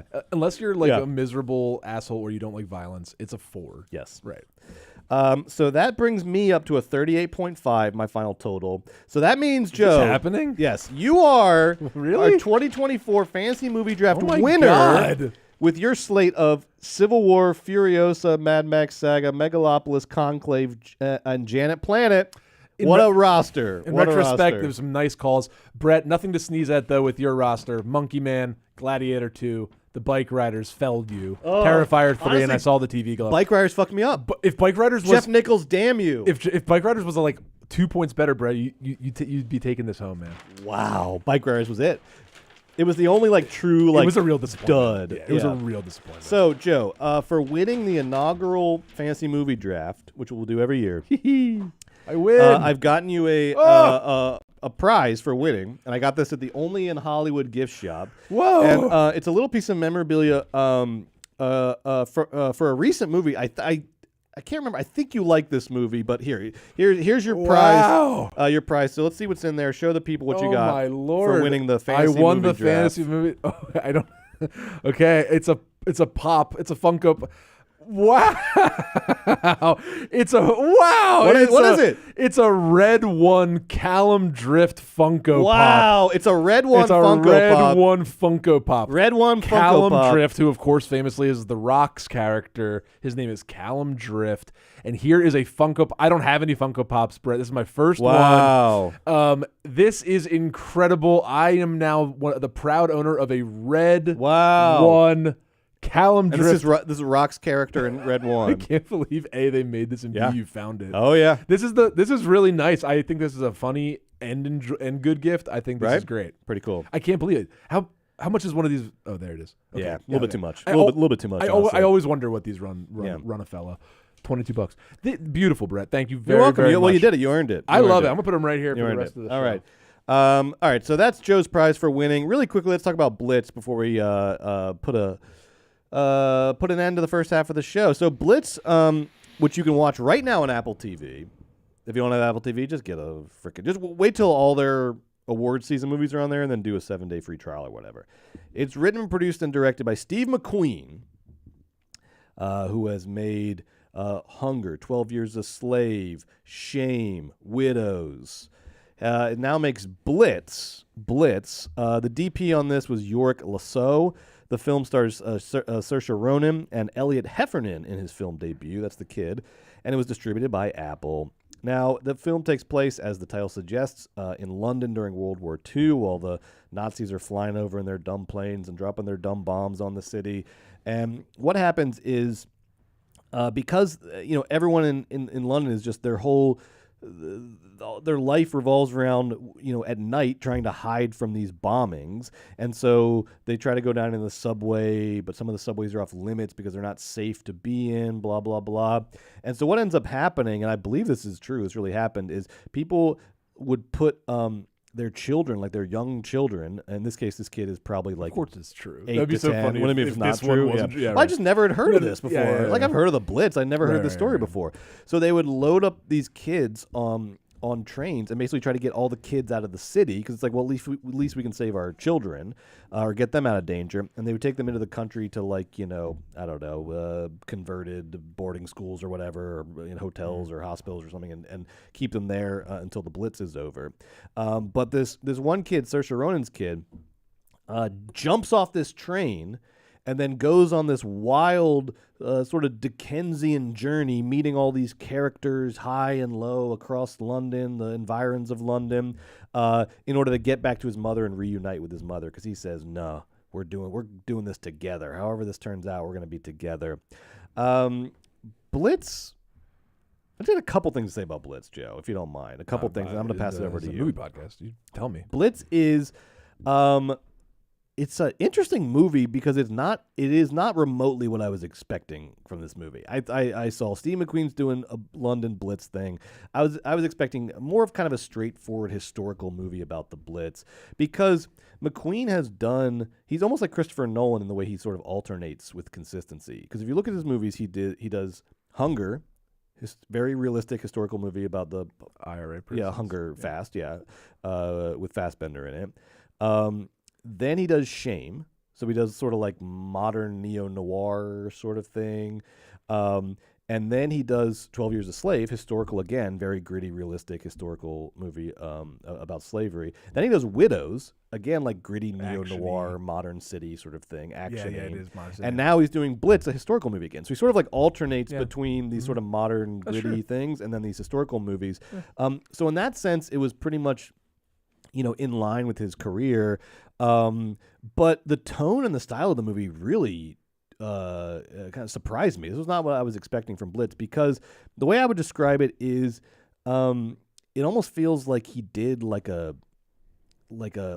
Steve McQueen's version of like a YA novel or like a sort of a Disney movie, or it was sort of like when Martin Scorsese did Hugo. Like this almost feels like one that Steve McQueen, like he's like, I'm going to do a movie that my kids can watch, because even though it involves, violence and intense scenes around the Blitz and around the separation of this mother and son, it has a much sort of softer, almost whimsical tone than a lot of McQueen's movies.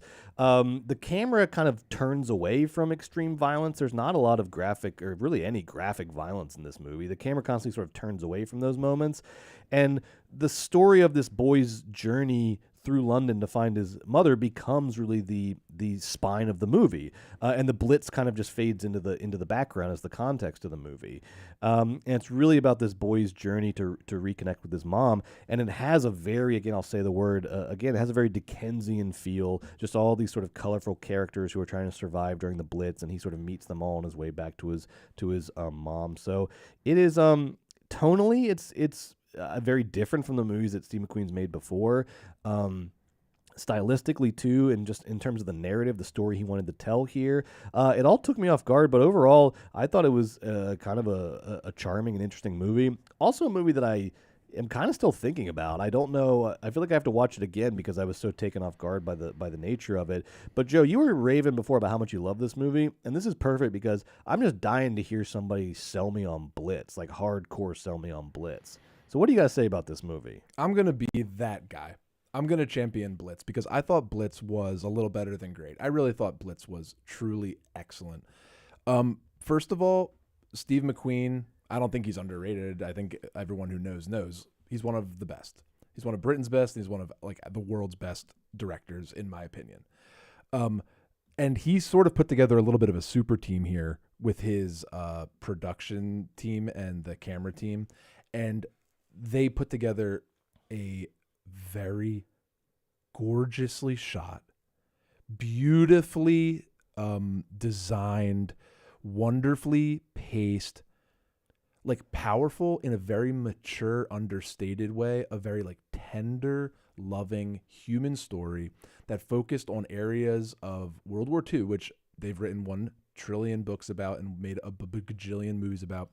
And 3 of them ever focus on the women of the war or focus on the people of color that lived in Britain, like from either whether they were Londoners or they lived from the outskirts of the empire, working in town. You just got a lot of different voices and different angles, but it wasn't pedantic, boring, like woke, the bad version we can see sometimes. Not like this is the good, beautiful, nuanced, personal, tender way. And he put together a freaking like who's who to make this absolutely gorgeous, mature, tender film. Yorick Lasso, the cinematographer, incredible. He worked on Little Women. He did the Claire Denis. He did a Claire Denis movie. High Life, Personal Shopper, I Am Love, one of the most beautiful Paolo Sorrentino movies ever. And Yorick and Steve McQueen work together so beautifully. And Yorick pulls so much from other Steve McQueen stuff, like that gorgeous, absolutely fucking gorgeous shot at the end of the water, and then you see the shadows of the bombers sort of in the water. And it really, those interstitials were so beautiful. And it really reminded me of like in 12 Years a Slave when he's looking off the back of the boat and those propellers are in the water, like hitting it over and over and over again. The way Steve McQueen can sort of like lull you into sleep, even though he's dragging you deeper and deeper into danger technically in the story. And Yorick Lasso like picks that up and runs with it. And the two of them, they should teach like a workshop called Framing the Camera, and I'd pay like $1 million to take it. Like these shots of like eyeballs with reflections, and using Saoirse Ronan, who's wonderful in this so perfectly, and they're so precious about the little boy, but it's not manipulative in any way. This kid's not amazing. This kid's not anything. He's just a kid, but the kid's black, so he has a black mom, a black dad, and a white mom, and that's weird in World War II London because everyone's being racist and mean to the kid, and like, a version of like who knew there was Of course there were. You never think about that. During Right. the Blitz, there were Right. there were black children that were being attacked racistly while the Blitz was also happening. Well, that- I never thought about that. That's a great point because that's also the one of the still untold stories of World War II in general is like because everyone wants the headline to be "We defeated the Nazis," but then it's like, well, there was a lot of black soldiers that did that, and then when they came back home, they couldn't use the GI Bill to buy houses. Yeah, but you guys could. So no, there's like I think that is like an undertold story because everyone wants to focus on like we beat the Nazis. Yeah, it's very like it, and it wasn't complicated. I thought the movie was actually patriotic, like in a British sense. Like Steve McQueen's British guy. He's like, it's not like the Shawshank Redemption emotionally at the end. It's really kind of like mature and muted and human. But I definitely think that it's like a patriotic film, but also it has this. There's some like,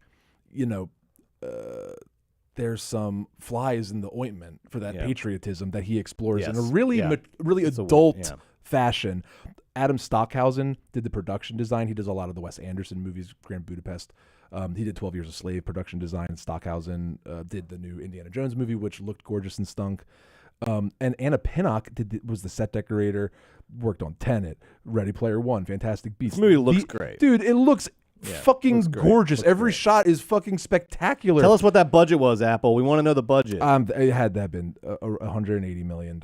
Hans Zimmer's composition understated. It's like all of these apps. Oh, and then Jacqueline Duran, the costume designer, Barbie, Matt Reeves, like the a Batman. powerhouse. These are crew. the best Powerhouse. people, and Steve McQueen is like the best director, and he knows like how to make these people sing. And the most beautiful thing about Blitz is like, it just is so advanced as like a story, and it's so restrained about something so literally, bombastic and so impactful and so historically top of mind. This is like famous thing. And also I think that the performance Saoirse Ronan delivers is just as lovely, technically proficient and understated and brilliant as the rest of the team did. I thought she was awesome. And when the kid, spoiler alert, they find each other at the end. When the kid finds the mom at the end, it's not like, of course it's very impactful, but it's not. He just it's sort of anticlimactic. She finds him. Yeah. They hug each other. Yeah. The movie's they pull back. There's Blitz. It looks amazing. The movie's kind of over. Like, so interesting. Yeah. And when I think of Steve McQueen's contemporaries and this decade of World War II films and the submissions that we've gotten from our greats, I think this is like a very unique one that it will. I hope it grows in estimation. This is not Steve McQueen's worst movie. This is a much better movie than Widows, which has a great Daniel Kaluuya performance and not much else. And Colin Farrell's great in that movie too. A lot of great performances in that movie. Like Viola Davis great in that movie. Davis Like it's a lot of fun stuff, but like it's not a great, amazing movie. This movie, I think, is actually kind of special. It gives it basically is like a double bird to Sam Mendes. He's like I like that. Watch me track through some fire, dickhead. And I don't need to like, make it a whole stunt. Like, let me just watch. Like, let me show you how to do this beautifully. Beats the piss out of 1917. I know that's World War I, not World War II. Dunkirk is Nolan doing Nolan stuff, and Dunkirk's incredible. I'm not saying it's better than Dunkirk. It's just like Dunkirk gives you, gives you like good old fashioned like white guy stuff, like really good. And I'm not saying Blitz is really good because finally we get to see a different story. I'm just saying like Blitz is really good because the story is brilliant. And it's personal in the sense that Steve McQueen's bringing what must be interesting to him, a black British man, into the film in such like an advanced way. I just thought the movie was like simple on its face, but actually really intricate with a lot of real prose, making every frame beautiful. And I think the reason that you might have walked away going, that was really good, but I don't love it, is because streaming diminishes the cinema. That's interesting. Like if we saw this on 70 millimeter at the Vista, you might be like, that was interesting and like gorgeous, and like, or if it had theatrical, I know it had a small theatrical release, but there's something about playing it on Apple Plus and playing it on your fucking computer or your TV or like having it in your house. It just reduces it, and this movie is going to get none of the like love that these theatrical release movies are going to get. This movie is going to get passed by. This movie, I think, is I haven't seen all the movies this year. This is a contender, a best picture for me. I just think I think it's too mature, understated, and again, tender to be flashy enough for Oscar voters. It's very soft and feminine in that way. But my God, is it impactful. And as the Blitz, like, he never shows you the night of the bombs until the end. And it is fucking terrifying. He just played. I was just impressed. Deft touches. Love it. Deft Love touches. All right. Joe says go see What Blitz. do you think about do you hear what I'm saying? I do. I do. Okay. I think you make a very impassioned and convincing argument for this movie. And then finally, I'll have to see it again. And I think you're right. I mean, I think it is part of it is this is a movie that should be seen in theaters. And that I think that definitely maybe, diminished my experience of it on the first watch. I was also it was that thing where I was just not I was very surprised, pleasantly surprised, but surprised by the tone and style of the movie. And so you're kind of just like sort of acclimating to that for a little bit. And like I would definitely rewatch this. I also think it's it's apropos in the sense that like children shouldn't have to endure the horrors of war. Yeah. No one should. Yeah. Children should not have to endure the horrors of war. Yeah. When they were all in the subway and the chain link fence was going to drown all of them. Oh, God. And then he had to like slip in under the thing and get out. And I was like, children currently are enduring war like, every day all over the world. Like the movie also has this thing of like, we got to end war. Yeah, right. Like, which is always like a good one to remember. That like, classic common sense like, plea of like, please, do you see this? Never do you want to do this again? This is you not do this worth again? it. Yeah. Anyway, good movie. All right, that'll conclude this episode of Movies Baby. But we're coming back in just about 10 minutes to do a new episode of Weekend at Bergman's. See you there. Only for the Patreon subscribers. That's patreon.com/moviesbaby with 5 Ys. Tonight, baby, we are doing... Oh, this is next week. Let's talk about next week. So next week, we are reviewing Moana 2, of course. We're going to talk about The Piano Lesson. Ooh, Piano Lesson. that I want to watch. Moana 2, I don't care about. Denzel's kids directing and starring in this, The Family Business. Love it. I cannot wait to see The Piano Lesson. And then next week on Weekend at Bergman's in the second half of the show, it is animated movies, baby, which I know you hate in theory, but this one you love. No, it rocks. This one you love. Akira representing the art house versus The Little Mermaid representing No notes. the popcorn movies, the movie that officially saved Disney. The Great Mouse Detective does not get enough credit for getting them back on the right track. I love Great Mouse Detective. So good. And I love Little Mermaid. I read an argument this week, an article about how, because it's always like The Little Mermaid saved Disney. Little Mermaid. Apparently, Great Mouse Detective righted the ship and kind of like stabilized everything so they could do, because the writer of The Great Mouse Detective wrote Little Mermaid. Yeah. Well, Brett, save it for next week. I know. All right. More where that came from next week. And then right now in a mere 10 minutes, we are going to be pitting Cruising versus Roadhouse. I have not made my decision yet. I do not know which way I'm going to go. Who knows? I'm going to let the conversation go where it goes, and then I'm going to be honest with you, which is what we do on all of our shows, but definitely on Weekend at Bergman's. Yeah. So go sign up for the Patreon, patreon.com/moviesbaby, so you don't miss this fun second half of the show we're about to have. We'll see you there. Bye.